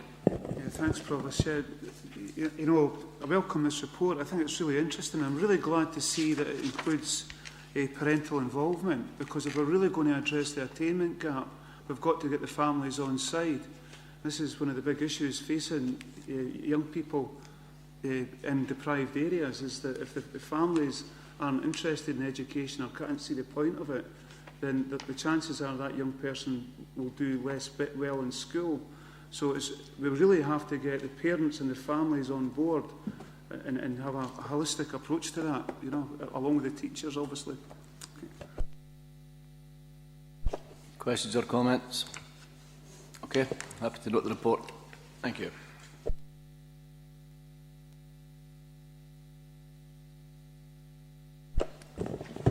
Item number 17, the refugee crisis, a report by Evelyn McHugh, Joint Director Health and Social Care. I'll pass to my colleague Kevin Anderson to present this report. Okay, Mr Anderson. Thank you, Provost. This is a progress report following the motion at the last Council, which is detailed in section 1.2, and following the unanimous agreement at Council on the 22nd of September. The progress is detailed in the remainder of the report, with the background outlined in section 2, and also the detailed circumstances which are in Appendix 1 relative to the Save the Children report on the situation for children in Syria and neighbouring countries. The UK Government had announced its intention to expand the existing Syrian Vulnerable Persons Scheme with an intention to resettle 20,000 Syrians in need of protection during the next 5 years. The Scottish Government has agreed to cooperate on this resettlement process, and it's estimated that Scotland will resettle approximately 2,000 refugees over the next 5 years. This scheme will not take refugees, this scheme will take refugees, people from the camps on the borders of Syria, but it will not be assisting the migrants who are blocked in Calais or crossing into Europe, which is clearly demonstrated in the media. The scheme, which is the Syrian Vulnerable Persons Scheme, and at present all Scottish councils, including Midlothian, have indicated our interest in assisting with the resettlement of refugees and to discuss a formal agreement with the Home Office to begin resettlement in the near future. Midlothian's contribution has been assessed as being approximately 40 people. With Council's agreement, the process which we will now follow is that the Council would seek to reach formal agreement with the Home Office on the number of refugees that they're willing to resettle. The background information to that process is in the Appendix 2 from the Home Office briefing note, the Syrian Resettlement Programme. In terms of rehousing, which we've outlined at Section 4, no decision has yet been made on areas or properties that would be considered, and it would be helpful to me to receive directions from members, if they're minded to give that, in terms of the suggested type and areas for rehousing of refugees, which we can establish within the existing housing allocation arrangements under the homelessness legislation, or take consideration of previous agreements from Cabinet and Council in the reuse of Pentland House and or Midfield House, or indeed the use of the private sector, or a combination of those, so that there's no direct impact on the allocation of council housing in Midlothian in order to comply with the Council's motion on emergency and or settled status. We've also been carrying out work, as detailed in Section 5, on support, and the Care for People group has been established, and that's led by my colleague Alison White, Head of Social Care. The Care for People group is looking at the physical and mental well-being of those potential resettlement residents of Midlothian because of the clear traumatic experiences which people will have experienced. This features on the cultural, dietary, religious facilities that will be required in Midlothian, as well as translation and interpretation services. There have been subgroups which have been working over the past few weeks in terms of the practical issues for school provision, registering with GPs, the obtaining of national insurance numbers, and biometrics for access to services and benefits as and when refugees are received. Also, there's a further subgroup looking at opportunities for the collection and distribution of donations of essential items and opportunities across our leisure and library facilities, as well as utilising some existing schemes which are in existence. In terms of resources, whilst the Council's response is in the context of humanitarian aid, there is agreement that the Home Office will include the agreed costs for resettling refugees in the settlement and agreement that is yet to be concluded with them. That's detailed in Section 6 relative to the resources, which has been a changing situation, but is confirmed that full costs will be made to local authorities for a 12-month period at this stage. Ongoing discussions are going taking place through COSLA for ongoing costs beyond the first year. As indicated, some households will be particularly vulnerable and require particular additional support, which is listed in the risk section at 7. Those elements are being considered by the Care for People group. However, I also want to draw members' attention in terms of section 11 about community engagement.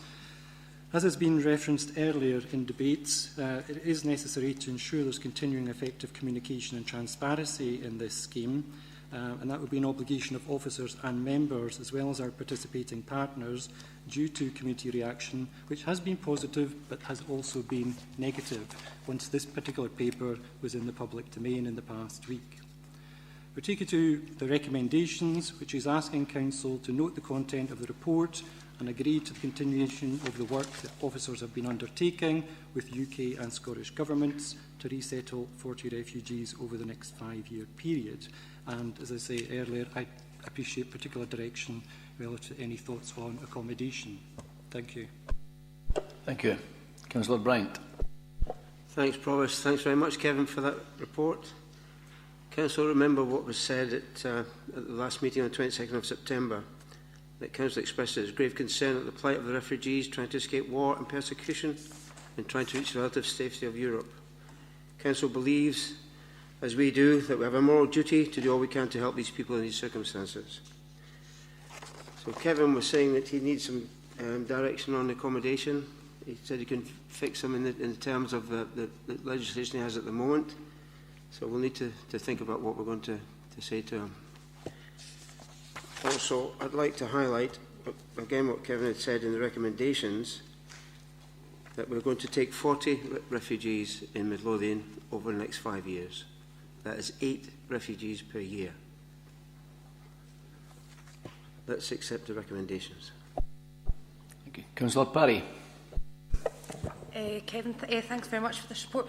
Just bearing in mind what you had said at the end of your report there, and I'd invite other members to comment as well, but I was just a bit concerned about the social media stuff and what was out there following the publication of this report, and I was a wee bit concerned about some of the comments, you know, knowing where the refugees are going to be housed and that they're all going to be together.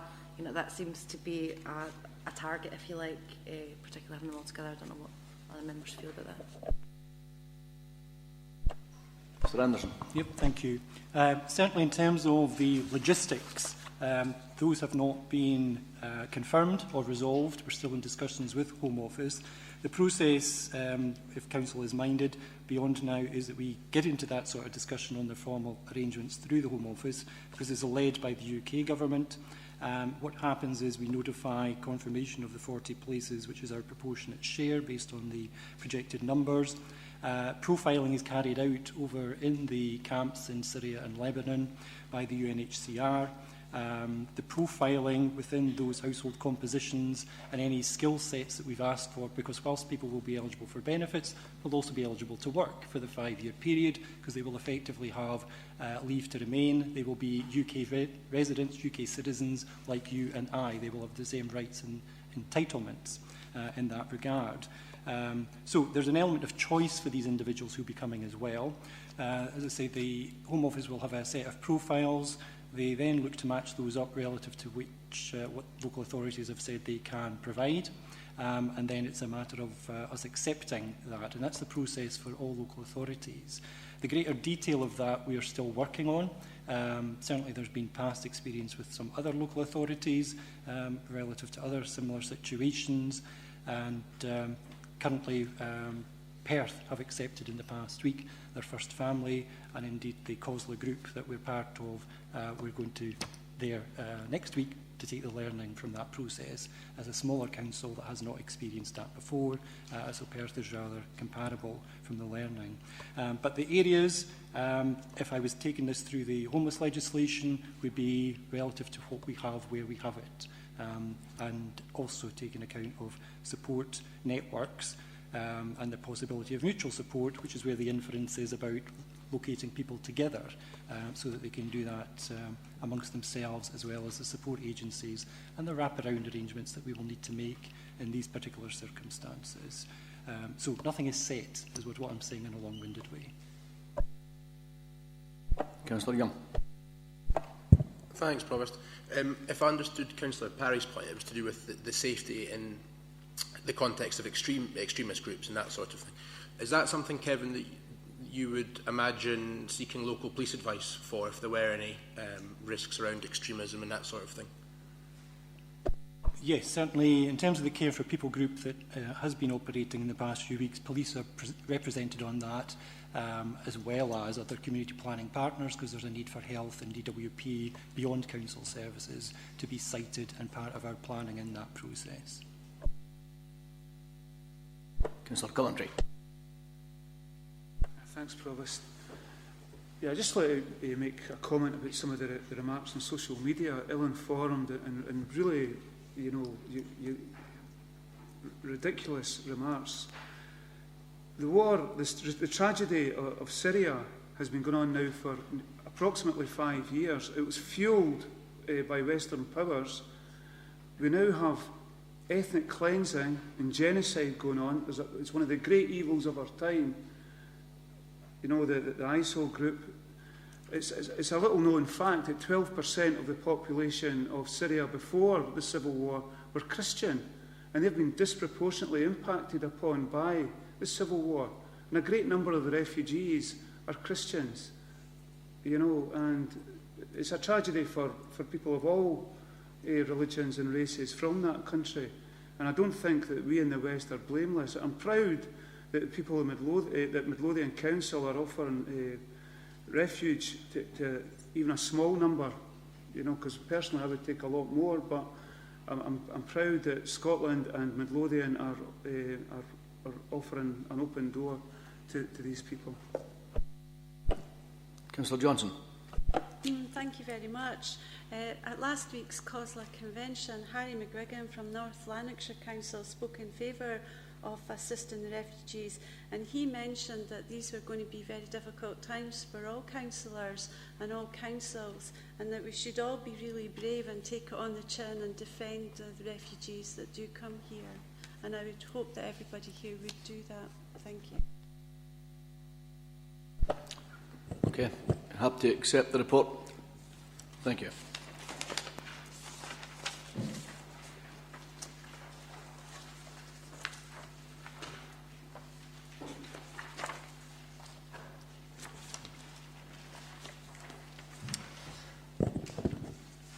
Item number 18, General Services Capital Plan 2015-16 to 2020-21. Report by Mr Fairley, Head of Finance and Integrated Service Support. Thanks, Provost. Provost, this is the first of a group of mid-year financial reports, and the first report provides Council with an update on the General Services Capital Plan. Section 2.2 of the report highlights adjustments that have been made to project expenditure in the period, which will give rise to an investment of £20.936 million in the current year. Funding adjustments in turn mean that over the year we'll need to borrow just over £4 million to fund the capital investment. Section 2.3 of the report sets out or highlights variations to projects that have been ongoing, and I'm pleased to say that totals we've managed to deliver an underspend on the projects listed in Table 4 of just over £500,000. All of the Section 2.4 of the report provides an overview of the position for the year in terms of expenditure, funding and borrowing. Provost, today I'm simply asking that Council consider the recommendations which are set out in Section 5 of the report. Thank you. Councillor Milligan. Yeah, Provost, I would just like to highlight one concern we've got, and that seems to be the rising cost at Newbottle High School, which seems to be an ongoing rising cost as a result of the delay construction. I mean, this is already a very horrendously expensive programme, and probably one of the dearest public buildings we'll get ever, and the cost is just going through the roof with it, and we would just like your concerns noted on this issue.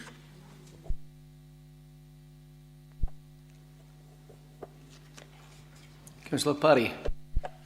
Thanks, Provost. I just wanted to point out that it's actually really positive to see that we are still doing capital investment projects like this, and I'm particularly pleased to see the progress on new primary schools, particularly the ones in my own ward. And given that they are noted in the paper, I'm hopeful that the opposition will now accept that they exist. Other than that, I'd just like it to be noted and ask that the recommendation be approved. Councillor Milligan. Yeah, we know Bolson exists because we commissioned it. Unlike yourself, we tell the truth in election time. Okay, happy to note and approve the report. Thank you.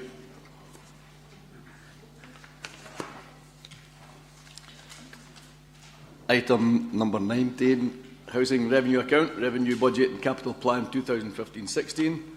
A report by Mr Fairley, Head of Finance and Integrated Service Support. Thanks, Provost. We now turn, as you say, to the Housing Revenue Account. Section 2.1 of the report sets out the position for the revenue account itself, for which we're projecting an underspend of just under £500,000.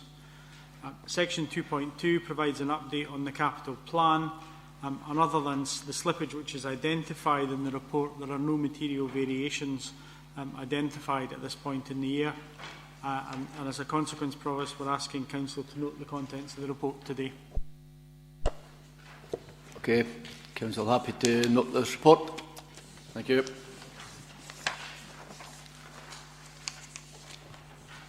Item number 20, Financial Monitoring 2015-16, General Fund Revenue Report by Mr Fairley, Head of Finance.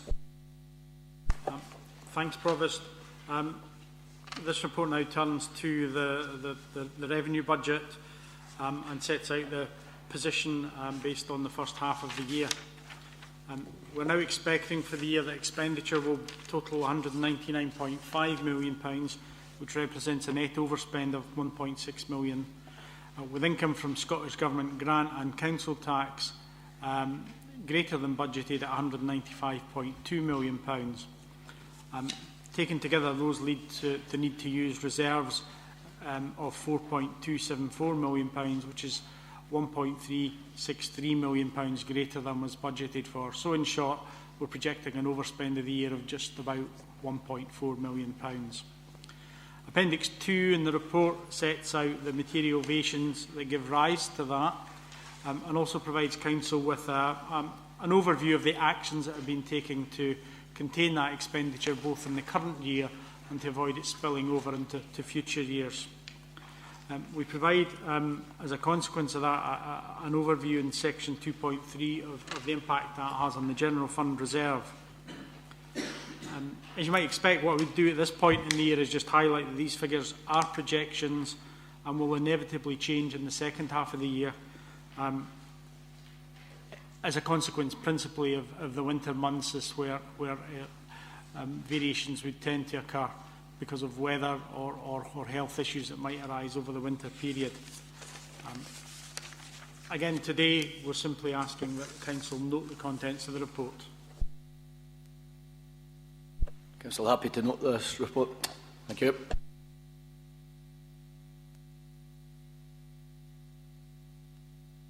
Item number 21, Financial Statements for the year ended 31st of March 2015, report by Mr Fairley. Thanks, Provost. This report really follows on from the annual report from Grant Thornton earlier, where they'd highlighted that the accounts for the year had received a clean bill of health through the audit process. The accounts have been approved by Audit Committee back in September and brought to Council, laid before Council today, just for that final approval. So just simply asking you again to note the report. I'm happy to note this report. Thank you. Item number 22, Treasury Management Mid-Year Review Report 2015-16, a report by Mr Fairley. This is the last of the financial reports for the half year and provides you with an update on our Treasury activity and also the forecast Treasury activity for the second half of the year. that Treasury activity supports the capital investment that was covered earlier in the General Services Capital Plan, and also the investments associated with our cash reserves.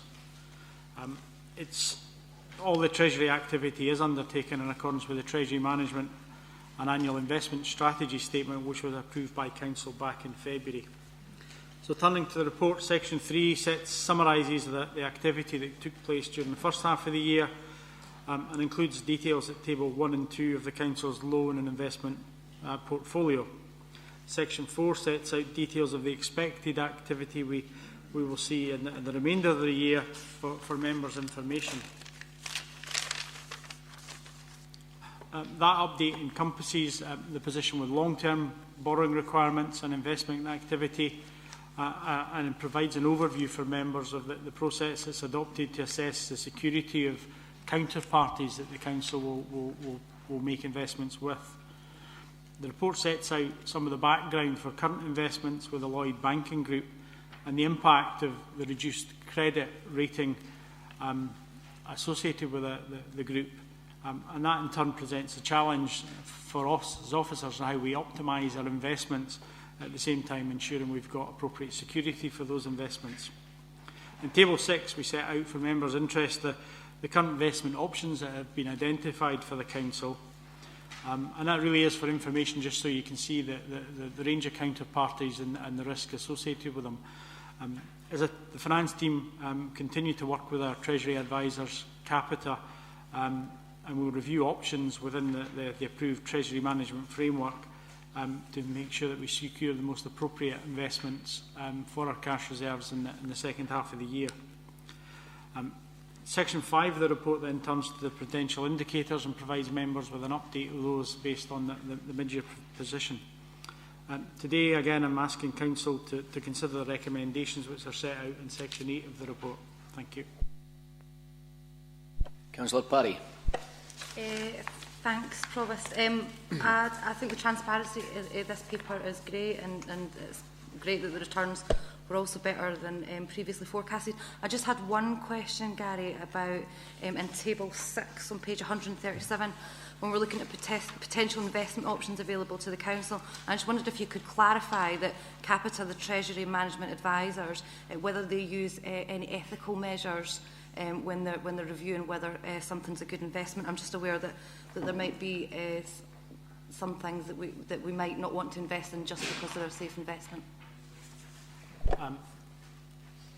That's a matter we're currently in discussion with the Treasury advisors as to whether they can provide any advice on that. But if not, I'll certainly pick up whether there are any issues that we should be wary of, and pick that up with the legal team, so that we make sure we don't damage the reputation of the Council through our proposed investments. Councillor De Wink. Yeah, could I just inquire, what is the Salix loan?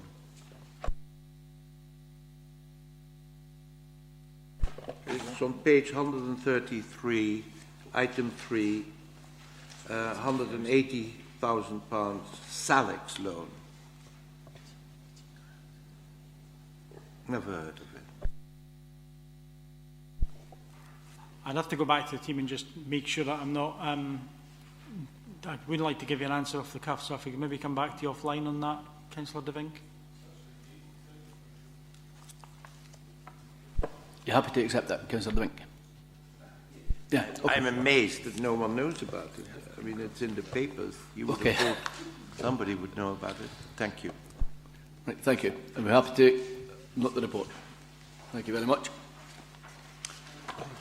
We now move into